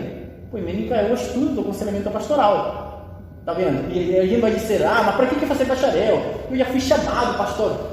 Sim. Mas você vai saber lidar com todo mundo? Não. Por exemplo, no bacharel a gente tem poimênica, tem psicologia pastoral, tem sociologia cristã, filosofia cristã, que são disciplinas interdisciplinares que vão conversar com a teologia. Então você não tem, falta conhecimento, mas falta aperfeiçoamento também. Não adianta até porque... Quer ver um exemplo do que você está falando? Eu sou pastor de uma igreja e tenho meu ensino médio. Daí escrevo lei normal, só que normal, conhecimento normal, formação normal. Chega na minha igreja, um grupo de pessoas já com uma formação técnica, com uma formação de ensino superior. Se eu não me capacito, como é que eu posso lidar com essas pessoas que são altamente informadas? Entendeu? Então aí cabe essa reflexão da qual é a necessidade do pastor se capacitar. É essa. A necessidade do pastor se capacitar é que o pastor é aquele que cuida de vida. Como você vai aconselhar de forma convincente, de forma proporcional, uma pessoa que tem muito mais conhecimento do que você com relação à vida, à atualidade, à psicologia? Não dá para ficar no mundinho sozinho. Não dá para ficar fechado, não dá. Sem você querer se capacitar. Gente, hoje a gente tem acesso a tanto conhecimento que você pode vir dar você vai dar uma EVD, vou dar uma EVD de ideologia de gênero, hoje em dia. Não é chegar e dar uma... Não é chegar. Por quê? Porque vai chegar uma pessoa que vai te ler um artigo de um doutorado ali, que um cara que estudou 5 anos, escreveu um artigo ali de 15 páginas, sabe? E vai trazer esse conhecimento para você, entendeu? Então, o que eu estou dizendo é que as crises emocionais, elas são tratadas na igreja de forma espiritual, tá? De forma espiritual, primeiro a oração, antes do que nada, mas tem que ter também uma capacitação ali, entendeu? Não adianta a gente achar que Deus vai fazer tudo por automática, não. Entendeu? Deus vai te abrir uma porta, possivelmente para você se aperfeiçoar em tal área. Deus vai te dar mais tempo livre, talvez, para você estudar aquilo, porque a necessidade da igreja é isso. A gente vê, lá na igreja aconteceu um pastor lá, por exemplo. Tá, um trabalho, os 2 trabalhos que ele conseguiu, sempre foram trabalhos onde ele conseguia estar bastante tempo na igreja para poder cuidar das pessoas. Entendeu? E isso era fruto de oração. Então, o que eu estou dizendo é que as pessoas pensam que Deus vai fazer as coisas por ordem de mágica. Sabe? Não, que meu filho ele tá, sei lá, eu tô sentindo que ele tá querendo, sabe, virar, sei lá, homossexual, pode dizer. Aí não é simplesmente orar que Deus vai fazer por ordem de mágica. Sim. Não. Possivelmente Deus vai colocar uma pessoa capacitada do lado dele, talvez uma pessoa que tenha mais conhecimento, talvez uma pessoa mais vivida que vai conseguir aconselhar, talvez vai usar uma irmã, tá, sabe? Mas sempre Deus vai usar alguém, ele não vai fazer as coisas por ordem de mágica. E a maioria das pessoas, vamos supor, eu sou pastor há 15 anos de uma igreja. Os jovens da minha igreja, eles estão crescendo. Tem jovens que apresentam os trejeitos e apresentam aquela característica, ainda não é, mas tem a característica a ser desenvolvida. Se esse pastor não é um pastor que tem condições de aconselhar e conversar, ele não vai falar, ele não vai chamar, ele não vai conversar, ele até vai ver, mas vai dar aquela de cego que não quer ver, porque vai deixar passar. Aí nós temos exemplos de cristãos aí conhecidos, famosos, filho da Estela, o Jantará, tem um amigo aqui de Queimados agora, ele era pregador. Então, assim, as pessoas próximas, onde estavam? Quem pastoreava? Será que não percebia nada? Será que nunca viu essa característica, sabe? E se viu, por que não aconselhou? A própria família, observando em casa. Será que nunca viu o trejeito? Observando o trejeito, por que não pediu ajuda? Então eu vejo que hoje as pessoas, eu vejo que isso é até um problema também.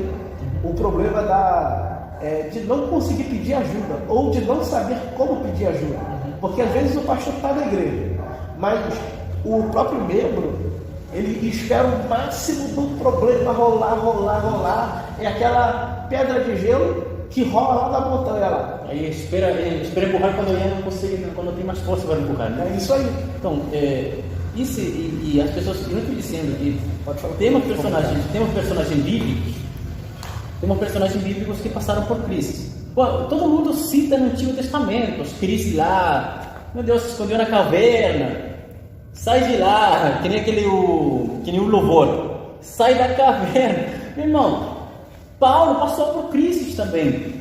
E uma prova disso, nós temos uma prova disso na própria Bíblia. Tá? A maior crise que Paulo teve, a gente pode ver refletida lá na carta de 2 Coríntios. Quando você vai pegar ler ali os primeiros capítulos, você pode ler o livro todo, né? Mas se você ler a saudação de Paulo em 2 Coríntios, é uma saudação totalmente fora do padrão dele. Por quê? Porque nós temos um momento onde Paulo estava no seu momento de crise. Qual que é o momento de crise? Veja bem, Paulo estava na sua viagem missionária, ele passou lá pela Galácia, foi lá pela Macedônia, chegou lá na Grécia e chegou na igreja de Coríntios. Tá? Ele fundou a igreja de Coríntios e depois ele foi para Éfeso, tá certo? Depois ele voltou lá para Antioquia. Mas quando ele estava na sua segunda viagem missionária, ali vem esse momento de crise. Por quê?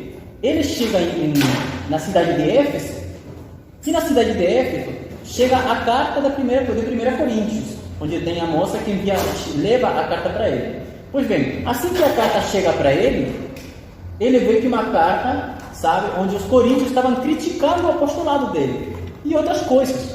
Pois bem, Paulo, ao que parece, foi lá em Coríntios e ele foi rejeitado pela igreja. Então ele voltou triste, porque ele fundou a igreja, né? Ele ficou 1 ano e meio com a igreja, e depois é a própria igreja a própria igreja que o rejeita, é a igreja que ele fundou. Então ele chega em Éfeso, e ali vem só, além dele chegar em Éfeso triste por causa da carta, triste por causa da sua ida e da sua vinda, ele é preso. E ali nós temos possivelmente onde ele escreve 2 Coríntios. O que ele está passando em 2 Coríntios, que ele escreve, ele também fala que gente o traiu, fala que tinha pessoas de confiança na vida dele que não era mais de confiança, sabe? Era um momento em que Paulo, você percebe nas palavras dele, em 2 Coríntios, que era um momento de crise. Por quê? Primeiro, a igreja o rejeitou, ele foi preso, ele possivelmente estava passando muita dificuldade em Éfeso. Quem conhece as prisões romanas sabe que o negócio era sério. Você podia morrer ali, se não é por doença, você podia morrer de fome, podia morrer de frio. Então ele estava triste, com frio, com fome e na prisão, e tinha amigos que o tinham abandonado. E aí você vai ler 2 Coríntios, e 2 Coríntios é a carta talvez mais triste do apóstolo, porque é onde você percebe a aflição do apóstolo. Na sua saudação mais longa que ele dá, ele repete a palavra consolação continuamente, quase que se atropelando. Por um padrão Paulo, se atropelar nas palavras não é comum.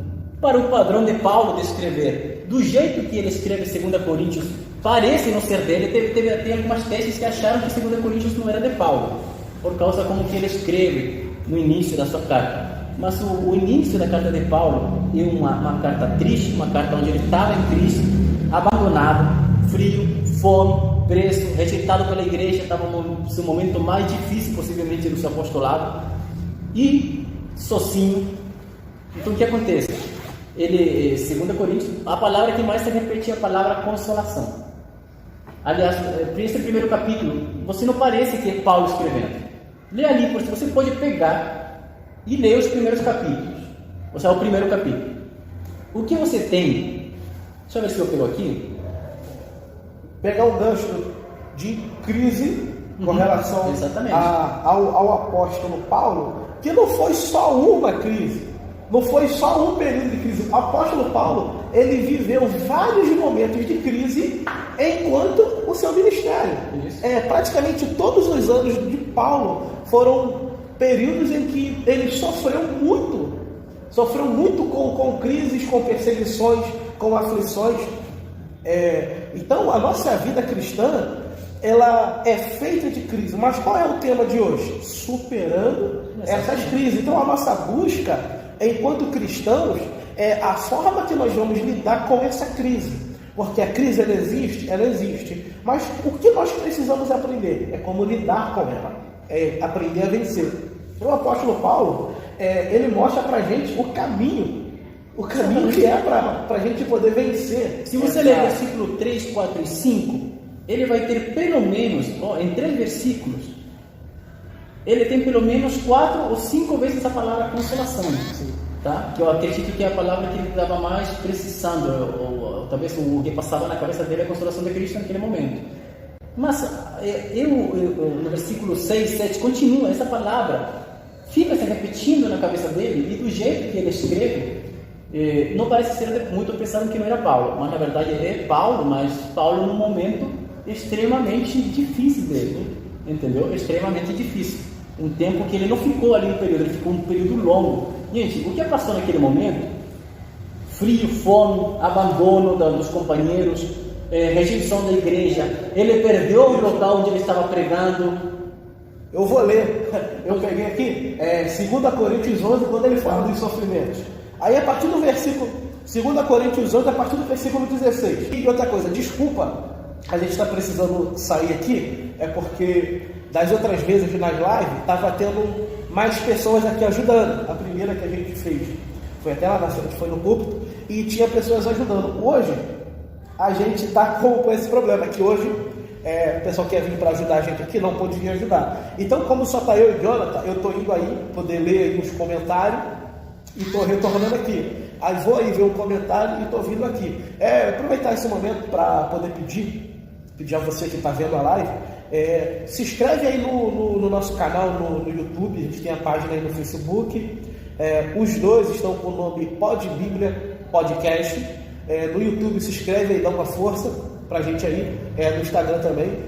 O contato do Jonathan tá no Facebook como Dínamos Teológico, no Facebook e no Instagram. Segue ele aí, vocês que estiverem vendo aí a live. A gente está agradecendo. E mais um agradecimento que eu quero fazer antes de ler é que esse canal que eu comecei, eu tinha começado ele há uns 3 anos atrás, quando eu fiz os primeiros vídeos, e agora eu recomecei. A gente estava com 90 pessoas no canal e o pessoal começou a se inscrever.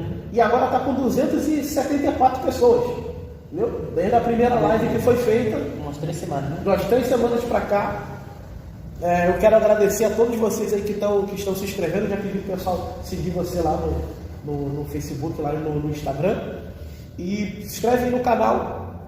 Continua participando aí. A irmã Conceição está participando ali com a gente. A minha esposa Vanessa está vendo lá de casa também.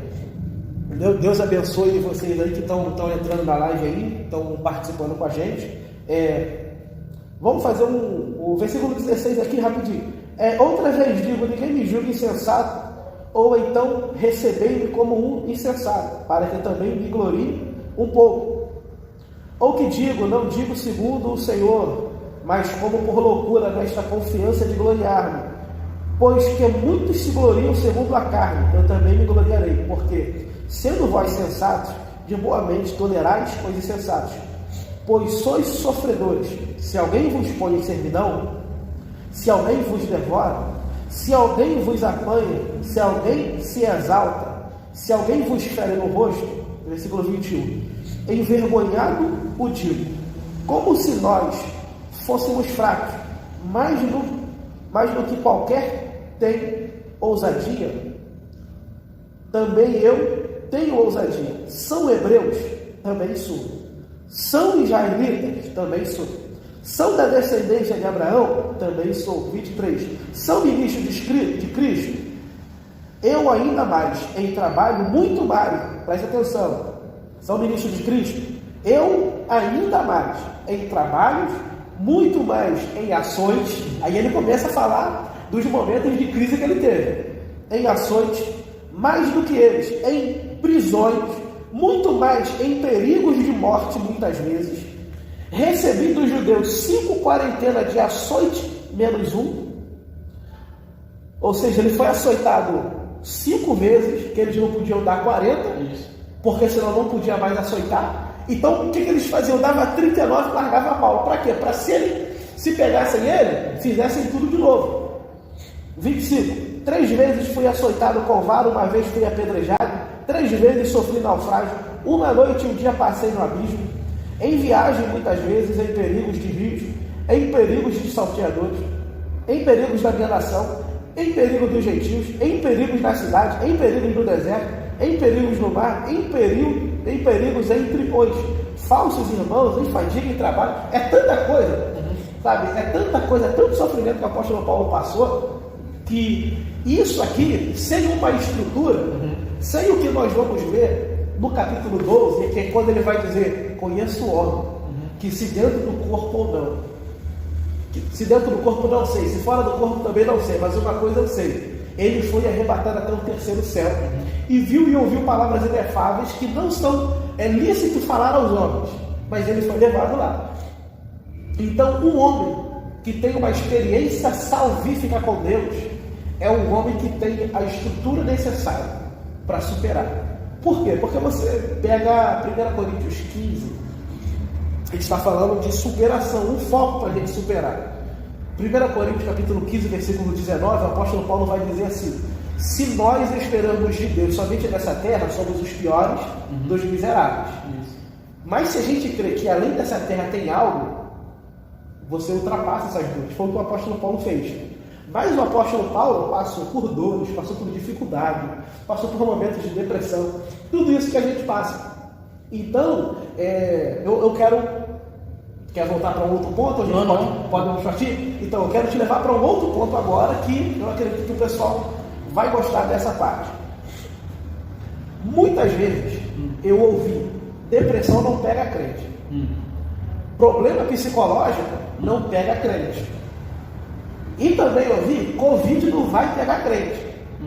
Então, assim, quando esse tipo de ensino distorcido é pregado em cima de um púlpito, isso também não leva as pessoas a se comportarem de forma equivocada. Por quê?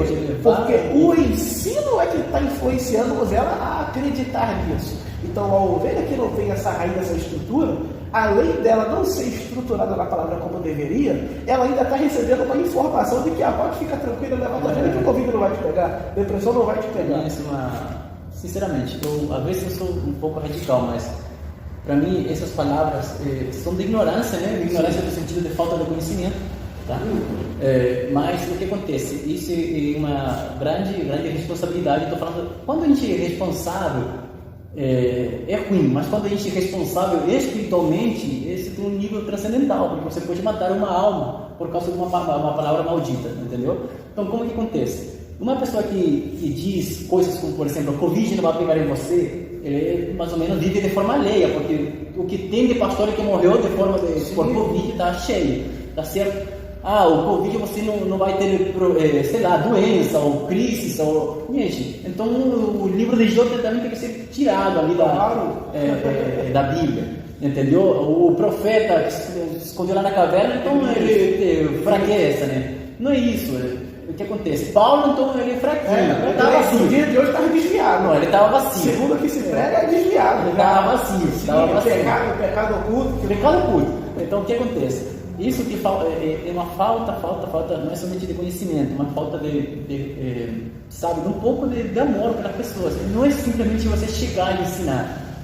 Entendeu? Quem ensina, ele tem que ter a consciência de que aquilo pode dar vida ou pode matar, entendeu? Não é a gente não está falando de ensinamento de vou ensinar sociologia, matemática, não é isso. A gente está falando da palavra de Deus, entendeu? Tem que ter uma responsabilidade com aquilo que se fala. Então, mas você falou certo. Quando as pessoas falam uma coisa dessas, além de mostrar sua falta de conhecimento, mostra a falta de amor com a ovelha, entendeu? Mostra também um pouco de arrogância, entendeu? Não ter buscado um pouco mais para passar isso para a ovelha.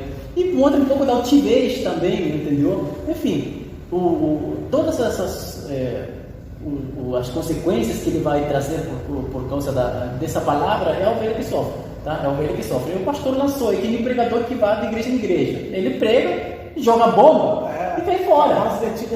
E que faz? E cai fora. Depois o pastor que se vira. Entendeu? Então, como que a gente pode superar essa questão aqui? Primeiro, acho que aí a gente pega novamente o tópico. Você precisa de um pastor mais preparado. Entendeu? Por exemplo, não é puxando sardinha para o meu lado, mas a gente tem lá no mesmo pastor preparado. Entendeu? Ele é teólogo, ele tem pós. Ele tem a própria igreja. Entendeu? Ele tem um corpo também bastante bom. Entendeu? Mas a gente sabe também que nem toda igreja tem, mas tem alguns que não quer mesmo. Entendeu? Esse é o problema. Agora, vamos lá. Eu posso, você que é presbítero, entendeu? Você tem essa chance, por exemplo, de você passar adiante o conhecimento que é buscado e procurado, entendeu? Através da oração e através da própria busca, entendeu? Mas nem toda igreja tem isso aí. Você sabe que tem muitas igrejas que tem pastores às vezes não capacitados, não por falta de oportunidade, não por falta de condições, mas porque não quer. E tem outros que querem, mas não tem as condições, entendeu? Mas o que acontece? Hoje, como eu disse, vivemos num mundo do conhecimento. A gente tem que ter cuidado com que tipo de conhecimento. Você tem que saber, como você falou no início, entendeu? Reter o que é bom, entendeu? Reter o que é bom. Mas, por exemplo, o pastor hoje dizer que não sabe, ser irresponsável a respeito da Bíblia, já não é uma desculpa. Por que não é uma desculpa? Porque o conhecimento está aí. Hoje, um dia, você tem uma dúvida lá sobre a 2 Coríntios. Não, vai ter artigo sobre a 2 Coríntios ali. De várias visões. Você entende? Vou dar uma EVD 9 horas. Poxa, acorda 7. Acorda 7 e estuda ali, entendeu? Dá uma repassada na lição. Dá uma repassada. O que mais tem? A nossa dúvida, chega lá, pergunta, a gente sempre fala isso aqui na igreja. Traz a tua dúvida de casa. Lê ao longo da semana, anota aí a dúvida e traz. Joga essa bomba na nossa boca que a gente resolve. Então, como que a gente supera esses problemas que a gente está falando do início do problema, né? Sim. O pastor lançado, mas quando ele já lançou, quando já o problema está, talvez não por culpa dele, né? Mas o problema já vem de fora, por causa do mundo que a gente vive, entendeu? A falta de conhecimento, a falta de estrutura, a falta de busca, entendeu? Então, como que se supera isso? Entendeu? Primeiro, como você falou, agora sem responder, não é somente oração. Então não adianta a gente falar tudo se resolve com oração. Se resolve com oração, mas Deus coloca pessoas na vida. Ele não vai vir aqui para consolar a pessoa aqui, minha filha. Não é isso. Ele vai colocar possivelmente um profissional ali. Ele vai colocar capacitar o pastor, se já é capacitado, ou tem obreiros, ele vai colocar ali. Não significa que não é Deus. É Deus movendo os pauzinhos ali para que a crise se resolva. Tá? Mas bem, vamos lá. Isso também tem problemas que são muito sérios. Eu estou falando de crises que dá para você resolver sem ajuda profissional, entendeu? Crises que dá. Mas, por exemplo, como que a gente lida com uma depressão, por exemplo? Como que a gente consegue superar uma depressão? Um crente que está com esse sintoma depressivo. Quais são os sintomas depressivos? Você querer se isolar, você ter desânimo com as coisas, você não se preocupar mais em comer, você perde a fome ou come muito, são as duas consequências, tá? São extremos. Então, você acaba cansaço, mas cansaço quando eu digo, você descansa e não descansa ao mesmo tempo, entendeu? Você está agitado, enfim, são os sintomas que a gente fala de depressão. Pois bem, vamos lá. Quando você tem um caso grave como esse, a gente nem vai tocar no assunto de como que você chegou a esse extremo, né? Mas a gente vai pegar o extremo já, por exemplo, o caso grave, depressão, entendeu? Como que a gente supera um caso de depressão na igreja? Primeiro, se não tiver, e aqui tem que ter um pouco de humildade, se não tiver pessoas capacitadas na igreja, ninguém mete a mão. Ninguém vai meter a mão. Não, seria muito arrogante da minha parte eu não saber, se eu não sei, aconselhar, eu não sei direcionar a pessoa de forma correta para ela lidar com a depressão, ou superar a depressão, eu não vou me meter. Seria muito arrogante eu tentar fazer isso, porque só para aparecer, só para testemunhar depois que eu que fiz, com a responsabilidade de poder matar uma pessoa, espiritual e fisicamente, entendeu? Então, se não tem pessoa capacitada na igreja, que tem muitas igrejas que não tem pessoas capacitadas, isso é verdade. Tem igreja que tem, tem muita que não tem. Porque é um conhecimento mais técnico, é algo que vem de uma faculdade, você precisa estudar. Gente, o que tem que eu disse, o que tem de síndromes por ali, o que tem de transtorno, a igreja está cheia, somos compostos de pessoas sociais. Depressão é crise de ansiedade, é crise existencial. É crise existencial, porque a faculdade você prega niilismo. Aí o jovem já vem com essa crise, será que Deus existe mesmo? Entendeu? Então o que acontece? O que mais tem crise? E aí, como você supera? Não tem pessoa capacitada? Você envia para a pessoa capacitada. Mas agora eu pergunto, é o ideal. Será que vai ter um pastor humilde o suficiente que disser, poxa, eu não tenho condições para atender essa pessoa, eu vou enviar ela para a igreja tal. Vou te dar um exemplo do que aconteceu comigo. Porque lá tem, entendeu? Será que ele pode fazer isso? Vou te dar um exemplo do que aconteceu comigo. O próprio pastor Gerson Marinho. O pastor Gerson Marinho foi um pastor que Deus colocou no meu caminho para o meu pior momento dentro do Evangelho. Não era algo que eu iria sair da igreja, mas eu estava entrando num caminho de revolta, de crítica, sabe? Eu via determinadas postagens que eu discordava, eu ia lá, confrontava, arrumava problema, era inimizade. Fiquei crítico, sim, chato. Eu conversei com outro amigo que sabia da minha situação, como foi que ela aconteceu. Graças a Deus ela se superou. O próprio pastor Gerson Marinho, foi o evangelista Milton. O que o Milton falou para mim? Ele, Denis, eu convivo contigo, eu vi a situação acontecer. Então, assim, eu não consigo resolver ele, eu não consigo te aconselhar. Mas sabe o que eu vou fazer para você? Eu vou lá, vou conversar com o pastor Gerson. Ou então, você mesmo, chama o pastor Gerson Marinho e conversa com o pastor Gerson. Eu tenho certeza que se você conversar com o pastor Gerson Marinho, ele vai ter um momento de te aconselhar. E é algo que eu agradeço muito ao pastor Gerson pelo esforço que ele fez no dia. Porque da família de um membro da igreja dele tinha falecido. Acho que um dia antes ou no outro dia. E o pessoal da família desse rapaz que faleceu, ele não era um membro, era um membro da família do pessoal da igreja, um parente dele que faleceu, e o pastor Jackson estava lá ajudando. No dia, eu tinha marcado para conversar com ele, porque assim, daqui a uma semana ele abriu um espaço para conversar comigo. Nesse dia, tinha falecido um parente dos membros da igreja dele. Quando eu cheguei lá, que eu vi a situação, eu falei, pastor, eu estou mal, estou precisando conversar. Você está pior. Mas a tua situação é pior do que a minha. Vai lá e resolve isso aí. Ele daqui já se encaminhou.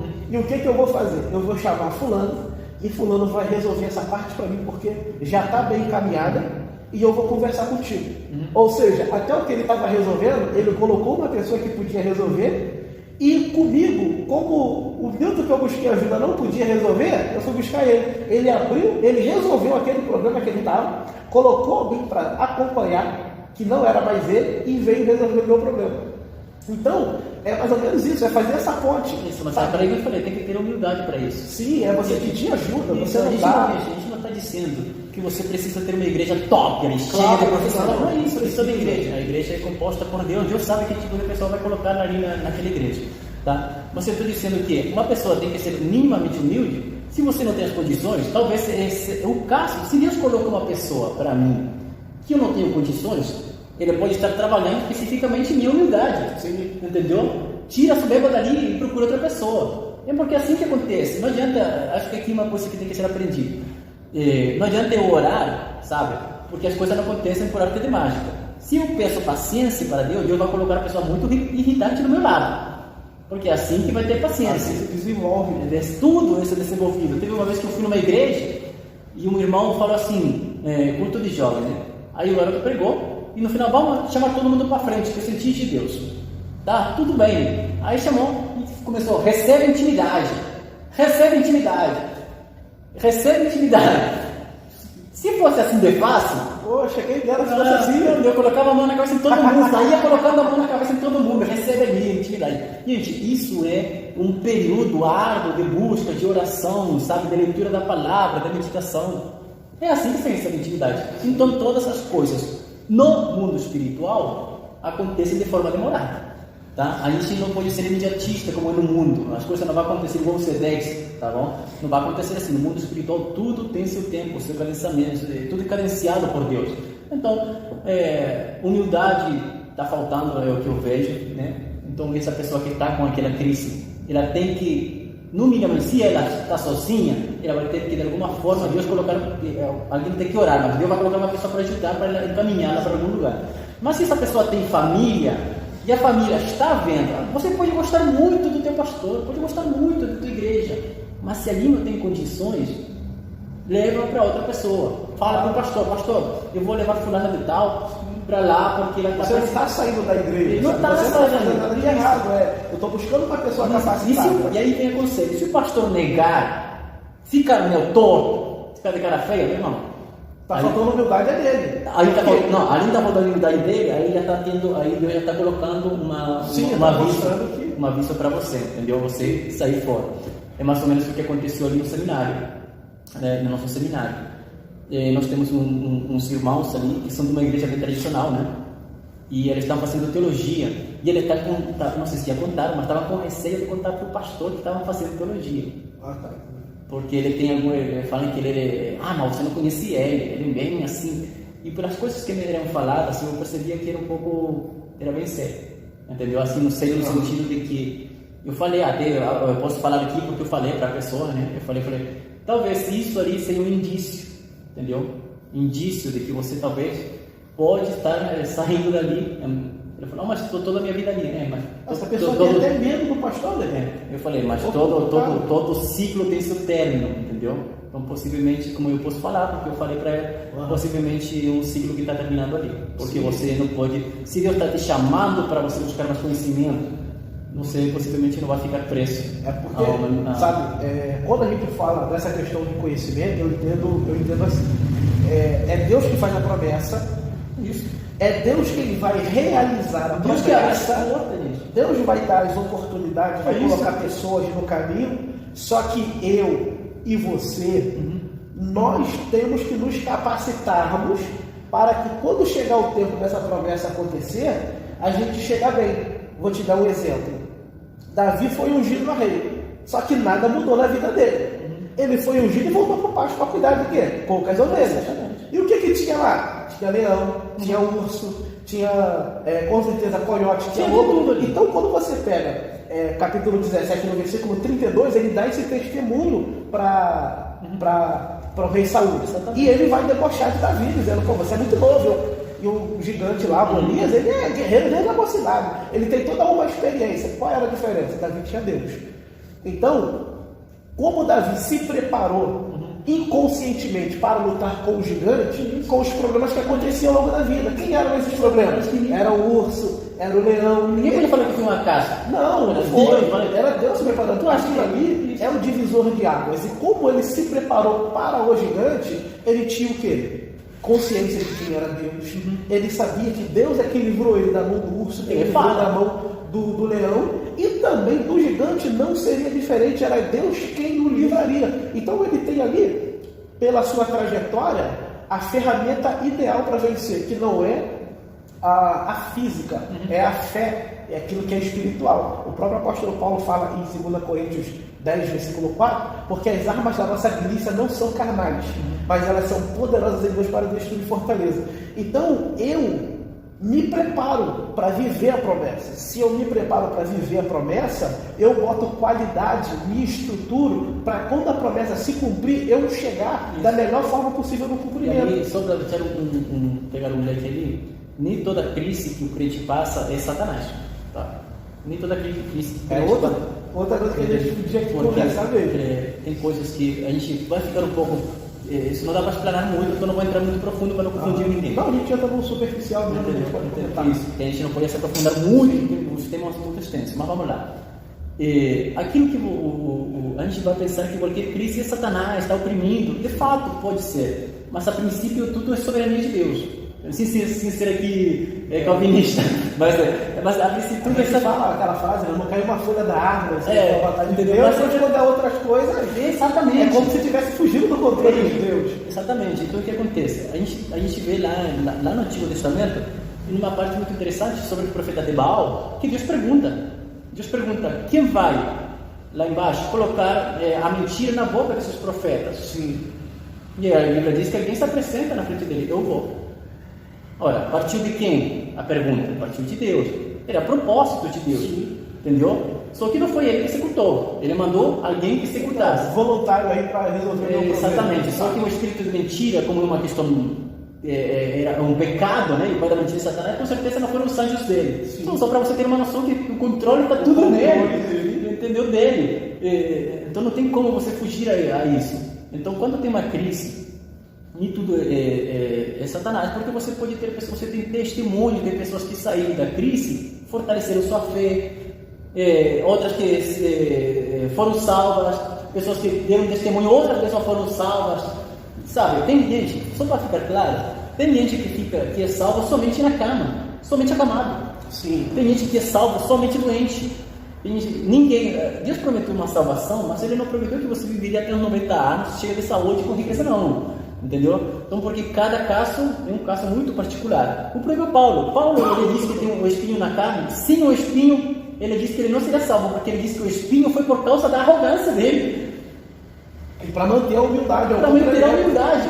Entendeu? Ou seja, aquilo que era ruim para Paulo na carne, sim, era benéfico espiritualmente. Então, eu posso ter uma coisa trágica na minha carne, sabe? Poxa, perdi uma perna, perdi um braço, aí vou ficar maluco, não sei o que vai fazer. Mas isso pode ter um propósito bem específico. Deus sempre tem um propósito. Tem um propósito. Cabe você saber se vai conseguir passar ou não. Sim. Ou você se afunda, ou você passa, porque a Bíblia diz que cada provação, e isso é uma provação, tem que discernir aquilo que é tentação e provação. Sim. A provação vem de fato para fortalecer a fé. Tem que ser espiritual, para discernir. Exatamente. A provação vem para fortalecer a fé, mas a tentação vem para tirar a tua fé mesmo. Tirar a fé.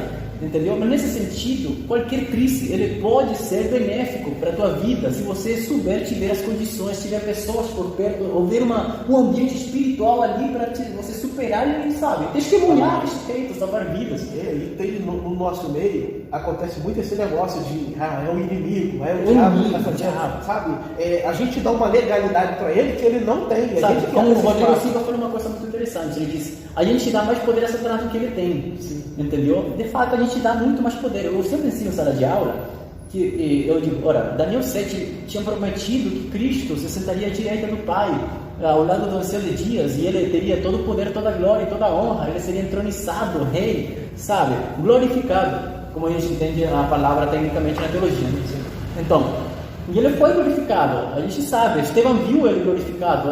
Atos capítulo 1 mostra ele indo lá em cima, e depois o Estevão vê ele à direita do Pai, a profecia de Daniel 7 se concretizando, entendeu?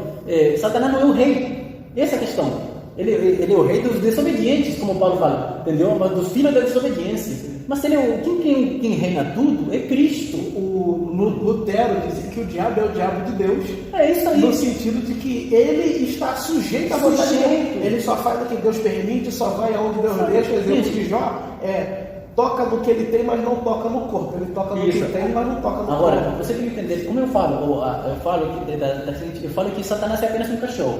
Um cachorro com coleira, entendeu? E ele vai até onde Deus permitir que aquela guia que você aperta, ela estica, você solta, ela volta. Isso. No caso de Jó, ali ainda tem uma questão bem teológica ali, porque Cristo ainda não tinha sido glorificado, né? Tinha sido glorificado.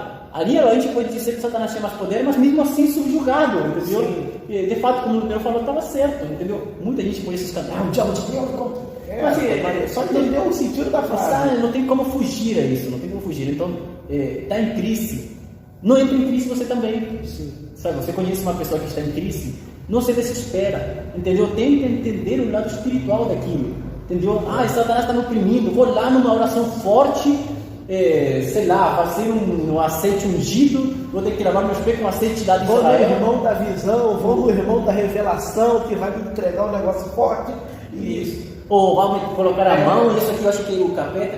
Isso são formas, aquele famoso jeitinho brasileiro. Tudo rápido. Quando o dente quebrou, eu como com a parte da frente. Uhum. Aí quebrou na parte da frente, eu como do outro lado. Eu não vou no dentista. Eu como do outro lado. Quebrou desse lado, eu tento arrumar uma outra forma. Aí quando não virou aquela bola de neve que não tem mais como parar ela, aí eu quero resolver. Na vida espiritual, eu vejo que é a mesma coisa. A pessoa vai falar assim, poxa, de novo, você está criticando, tá? Mas não é criticar quem entrega a visão, é criticar quem entrega a revelação. Porque eu não falei de quem entrega a visão e quem entrega a revelação. Eu falei da motivação, olha, é diferente. De quem busca, quem Deus usa dessa forma. Viu a diferença? Não é quem entrega, é quem vai buscar. Porque quem vai buscar está querendo uma solução rápida. E quem quer uma solução rápida não vai aprender com a nossa famosa gira na escola do deserto. Você tem que deixar Deus falar contigo. Não busca, entendeu? Não força Deus falar, porque Deus não vai, você não vai obrigar a Deus a nada. Que o processo que nós passamos de crise e de dificuldade é o que nos faz ter maturidade. Isso que eu estou falando, exatamente. Para superar. Não estou falando de crise de provação, tá? Estou falando de crise emocional mesmo, aquele que precisa de uma terapia, aquele que precisa de um cuidado de um profissional. Eu estou dizendo que essas crises dá para você perceber o lado espiritual, no sentido de que, será que aquilo é de Satanás mesmo? Porque pode ser, a Bíblia mostra que Cristo expulsou demônios. Cristo expulsou demônios de loucura, então a gente tem isso. Mas você tem que discernir se aquilo também não é de Deus. Qual é o propósito de Deus com isso? Por que Deus permitiu aquilo? Entendeu? Por que Ele quer? Entendeu? Então dá para superar. Eu acho que, só para englobar o assunto e deixar ele claro, primeiro, tem pessoas em crise na igreja? Em todas as igrejas tem. Na minha igreja tem, talvez aqui, não sei se tem, mas talvez porque não foi achado ainda. Com certeza tem, que a gente conversa com o pessoal. Então tem que ver, tem profissionais para tratar? Não tem? Procura, dá um jeito, vê se você conhece um profissional. Fulano da igreja tal é profissional, eu vou convidar ele para dar uma palestra, vou convidar ele para conversar aqui na igreja com a fulana. Dá um jeito, mas sabe, não fica preso ao que você tem na igreja, porque a igreja em si, a gente fala que a igreja é o corpo de Cristo, mas parece que esquecem disso, porque parece que cada igreja é essa igrejinha. Sim, é porque, como você falou há um tempinho atrás, é que as pessoas elas tentam espiritualizar tudo até aquilo que não é espiritual. Depressão, ansiedade, crise existencial, isso não é espiritual. Isso é coisa emocional. Exatamente. É a alteração das tuas emoções que Satanás vai se aproveitar disso também. E Satanás ele se aproveita Exatamente. para quê? Para te colocar certas ideias e você ter aquele problema ali psicológico. Eu gosto muito, sabe, eu gostei muito da pregação de Silas Malafaia, ele falando sobre depressão e ele contando ali o caso de Elias. E teve uma frase para mim, sabe, que foi perfeita. Ele falou assim: o cristão não deve ser hipócrita. Se Deus não te curar, procura um médico. Isso. Orou, Deus não te curou, procura um médico. Não tem essa de eu vou orar e Deus vai me curar. Eu vou orar e Deus vai me curar. Se Deus te curar, amém. A gente vai dar glória a Deus juntos. Porque eu vou glorificar a Deus sabendo que Deus te curou. Agora, você tem uma doença. Você sabe dessa doença. E você só vem para a campanha de oração, mas você não busca o médico. Em que sentido? O médico tira a minha fé. Não, o médico não tira a sua fé. Até porque... Tem casos que o médico recomenda também para a igreja. Sim. Então, assim, você está na igreja, tem uma doença, você está orando, ore mesmo, faça a campanha, persevere, mas se Deus não te curou, procure um médico. Isso. Você precisa de um médico. A mesma coisa, não leve em conta, não vou nem falar não acredita, que a pessoa vai pensar que é um todo da pregação ou a pessoa. Qualquer pessoa que fale para você, depressão não pega crente, crise de ansiedade, transtorno, problemas na mente, na alma, porque vamos supor que... se a gente não tivesse esse exemplo bíblico, a gente poderia ter debatido, mas a gente tem... Elias, quando ele vai para o deserto e entra na caverna, você vê que aquilo ali é uma depressão que o cara entrou. Elias, Paulo, sim, entendeu? Os apóstolos, gente, todos os apóstolos passaram por crise depois da morte de Cristo. Vai lá ver, a Bíblia diz que eles estavam deprimidos, sim, oprimidos, chorando, não sabiam o que fazer. Jesus ressuscitou no capítulo 20, ele aparece no capítulo 20 ele aparece duas vezes, uma na ressurreição e a outra no caso de Tomé. No capítulo 21, no versículo 3, o que Pedro vai dizer? Eu vou pescar. É isso aí, não é engraçado. Os apóstolos, a caminha de Emaús, eles possivelmente estavam voltando para casa. Sim. Entendeu? Eu estou falando. E a Bíblia diz que eles estavam caminhando de forma triste, discutindo um com o outro. Mas por que aconteceu? Nunca se ouviu falar do Messias que morreu. Sim. É mais um falso profeta, como que Messias, houveram vários naquele tempo que morreram. Então, é mais um. Então, ali foi uma crise generalizada das pessoas. Tamanha brutalidade também da morte de Jesus. Então, se a gente não tiver esses exemplos bíblicos, a gente poderia debater aqui. E a forma que Jesus trata é todo o quê? É todo lembrando eles de como, daquilo que ele falou. Ó, eu avisei a vocês, eu disse que teria sinal para o caminho Emaús, a Bíblia diz que ele começou de Moisés, ou seja, da Torá até o último profeta Malaquias. Então, Pedro, no capítulo 21, quando eles vão pescar e Jesus aparece, Jesus praticamente faz ele relembrar como foi em Lucas 5 a pesca maravilhosa. Que é o primeiro encontro deles, que Jesus vai dizer: vocês não são mais pescadores de peixe, vocês são pescadores de homens. Quando eles falam, vou voltar a pegar peixe, tamanha a depressão que eles voltam à prática do passado. É aquele famoso fulano desviou. Essa mesma passagem fica claro que serve para nós a respeito da superação de crise. Você, como eu disse, você tem uma pessoa que conhece que está em crise, não entra em crise também. Sim. Entendeu? Sabe manter a calma, ora, busca. Tem que ter fé, que Deus é soberano. Que se você não resolve, como você falou, pede ajuda. Sabe que Cristo, quando nessa mesma passagem de João, após a ressurreição, né, estava todo mundo pescado, morreu, eu vou pescar. Morreu, eu vou pescar. A Bíblia diz que Cristo foi lá e ele preparou os peixes. Ele estava cozinhando o peixe. Jesus já está com o peixe assado e eles estão indo pescar. Ou seja, ele estava ali. Cristo já estava falar. Ele fala: vocês vão buscar, está pronta na mão de Jesus. Ele disse: você está com fome? E ele perguntou: você está com fome? Eu preparei aqui, ó. Eu preparei aqui uma comida, vai com calma. Ele disse que a Bíblia diz que depois da ressurreição ele começou a ensinar eles. Mas antes vamos comer. Vamos dar o corpo, trata o espírito. Vamos tomar um café da manhã aqui, um peixinho, um pão, sabe? No caminho de Emaús tem a ceia lá, a gente parte o pão, come com ele. Aí eu entendo que Cristo, ele entende a humanidade, entendeu? Ele entende ele foi homem, ele entende o que passa na cabeça. Os apóstolos estavam desnorteados, eles estavam meio perdidos, Entendeu? Eles precisavam esse momento ali de calma ali, entendeu? Cristo não vai chegar ali eufórico, bora, vamos. Você conversa por quê? Tá chorando aí, tá choramingando. Vamos parar com isso, assim, por quê? Assim tem crente que não tem sensibilidade, que não tem discernimento. Pô, tá depressivo por quê? Pô, tu não é crente? Pô, tu não ora, tá vazio. E outra coisa está na beira de um colapso. Claro. O outro coisa está numa beira de um colapso e a pessoa não tem discernimento. E o cuidado que Jesus tem com Pedro ali, inicialmente com Pedro, porque praticamente a gente vê que ele é a referência, porque ele diz, eu vou pescar e todo mundo, e nós vamos com você. O que Jesus faz? Tu me ama?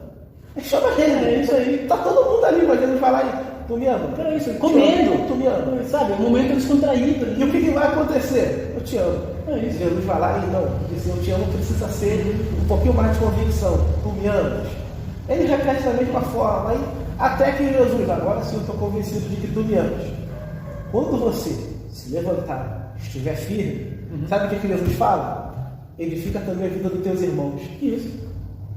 Experiência própria. Toda dor e toda dificuldade que a gente passa, eu aprendi uma coisa. Nós passamos por dificuldades para que isso se torne experiência de vida. Para que pessoas que passarem pela nossa vida, elas sejam ensinadas e influenciadas por aquela dor, aquele sofrimento exatamente que nós passamos. Eu propôs a soberania de Deus nisso aí. Está nisso. Exemplo, uma mulher casada com um homem que não é cristão. Ou um homem cristão que é casado com uma mulher que não é evangélica. Ele orou 10 anos para a mulher dele se converter. Ela se converteu, está aqui na presença de Deus. Aí chega eu, casado, com uma esposa que não é evangélica. Ele não tem a experiência necessária para me aconselhar? Tem. Através de quê? Através tem da outros que não vida. vão ter. Tem outros que não vão ter. Vai falar, pô, cara, digo desse igual, sai daí. Tem digo desse igual? Tem. Tá? Mas a Bíblia mostra que havia esses casos na Bíblia. Então, esse homem que passou por isso e Deus o fez vencer, ele pode chegar para esse jovem casal, para esse homem que é casado com uma mulher que não é evangélica, ou uma mulher que é casada com um homem que não é evangélico, e dizer, esse foi o caminho que Deus me fez vencer. Eu passei pelo que você passou. E hoje estamos na presença de Deus. Ninguém iria discernir. Teve que passar pelo processo, teve que sofrer o processo. Também quando eu falo isso, eu falo, por exemplo, quando você tem uma doença, eu falei, tá, camada, então você não sabe se aquilo, pois agora a vida daqui a 3 gerações lá na frente, se Cristo não voltar, sim, entendeu? Eu falei, então tem muito cuidado com o que a gente fala, porque é um grande testemunho que você constrói a partir das suas dores. Não estou dizendo que a crise é uma bênção, não estou falando isso não. Mas tem um propósito. Eu estou falando isso, tem propósito. E a crise tem que ser tratada com sabedoria, com pessoas capacitadas. Então poderíamos fechar nesse ponto. Ó. Tem que ter sabedoria, tem que ter calma, como o Cristo teve, tem que ter pessoas capacitadas, tem que ter pessoas humildes, para saber que se não tem condições tem que buscar, que é mais ou menos um resumo do que a gente tem conversado. Né? É isso. E, então, a gente tem aí um caminho para a superação. A tua experiência própria pode te levar a vivenciar esse algo a mais. Termina? Não, pode terminar. Oi? Não, você vai terminar. Tá. Então, assim, quando você passa por uma determinada dor, por uma determinada experiência negativa, Deus te dando a oportunidade de cuidar de alguém mais para frente. A escola da vida, ela vai te trazer dificuldades, pode ter certeza. A matéria que você mais tiver dificuldade na escola da vida, Deus vai te fazer ser professor. É verdade. Exemplo, um homem casado com uma mulher que não é evangélica, ela se converteu, amanhã isso é um testemunho para alguém. Então não acredita. A dor que você está passando hoje vai servir para alguém amanhã. Vou te dar um exemplo. Eu não sei se foi, eu escutei assim, o testemunho da conversão do Billy Graham. Eu escutei dessa forma. Eu não sei se porque eu também já escutei uma outra situação que foi mais uma experiência do Billy Graham e não a conversão dele em si. O que eu ouvi da conversão dele foi um pastor dos Estados Unidos muito conhecido ia pregar em uma convenção, um congresso muito famoso lá, que dava centenas de pessoas, muito grande mesmo. E Deus falou com ele que ele iria mudar a história de gerações dos Estados Unidos por aquilo que Deus iria fazer na vida dele naquele final de semana. Ele ia pregar o congresso todo. Ele pregou o primeiro dia, foi uma bênção. Aí, no segundo dia, que seria, vamos supor que é o sábado, sexta, sábado e domingo, no segundo dia, Deus falou com ele, o que eu vou fazer hoje vai servir para mudar a história de milhares de pessoas dentro dos Estados Unidos e fora dos Estados Unidos. Eu vou alcançar milhões de pessoas através daquilo que eu vou fazer hoje. Ele foi, chegando lá, ele pregou, foi uma bênção e no final ele fez um apelo. O que no caso, a pessoa que deu testemunho disse que ele pensou? Queria descer centenas de pessoas e a partir daquilo ali ia gerar um avivamento extraordinário. E esse avivamento seria aquilo que... A prova da promessa. A prova da promessa que ia fluir para transformar a vida de milhões de pessoas. Desce uma criança. Uma criança. Foi lá na frente aceitar Jesus. Mais ninguém. E Deus disse que ia fazer algo extraordinário, que ia mudar a história de milhões de pessoas. Quem era aquela criança? Billy Graham. Mas Deus não mudou? Através de uma pessoa. A tua dor, aí que você está vendo em casa, pode ser algo pessoal para você hoje, mas amanhã, esse testemunho pode influenciar milhões de pessoas, ou a tua história de vida levar uma pessoa, 1 miligrama de conversão. E através da tua história, esse que você achar, Deus muda a história de milhares de pessoas. Essa questão do Billy Graham reflete até hoje. Nós tivemos sábado passado, eu fui treinador do Esperança Rio, da Associação Billy Graham. Tá? Eu dei o treinamento para algumas igrejas e eu fui supervisor lá embaixo também, entendeu? Lá em Copacabana, no evento.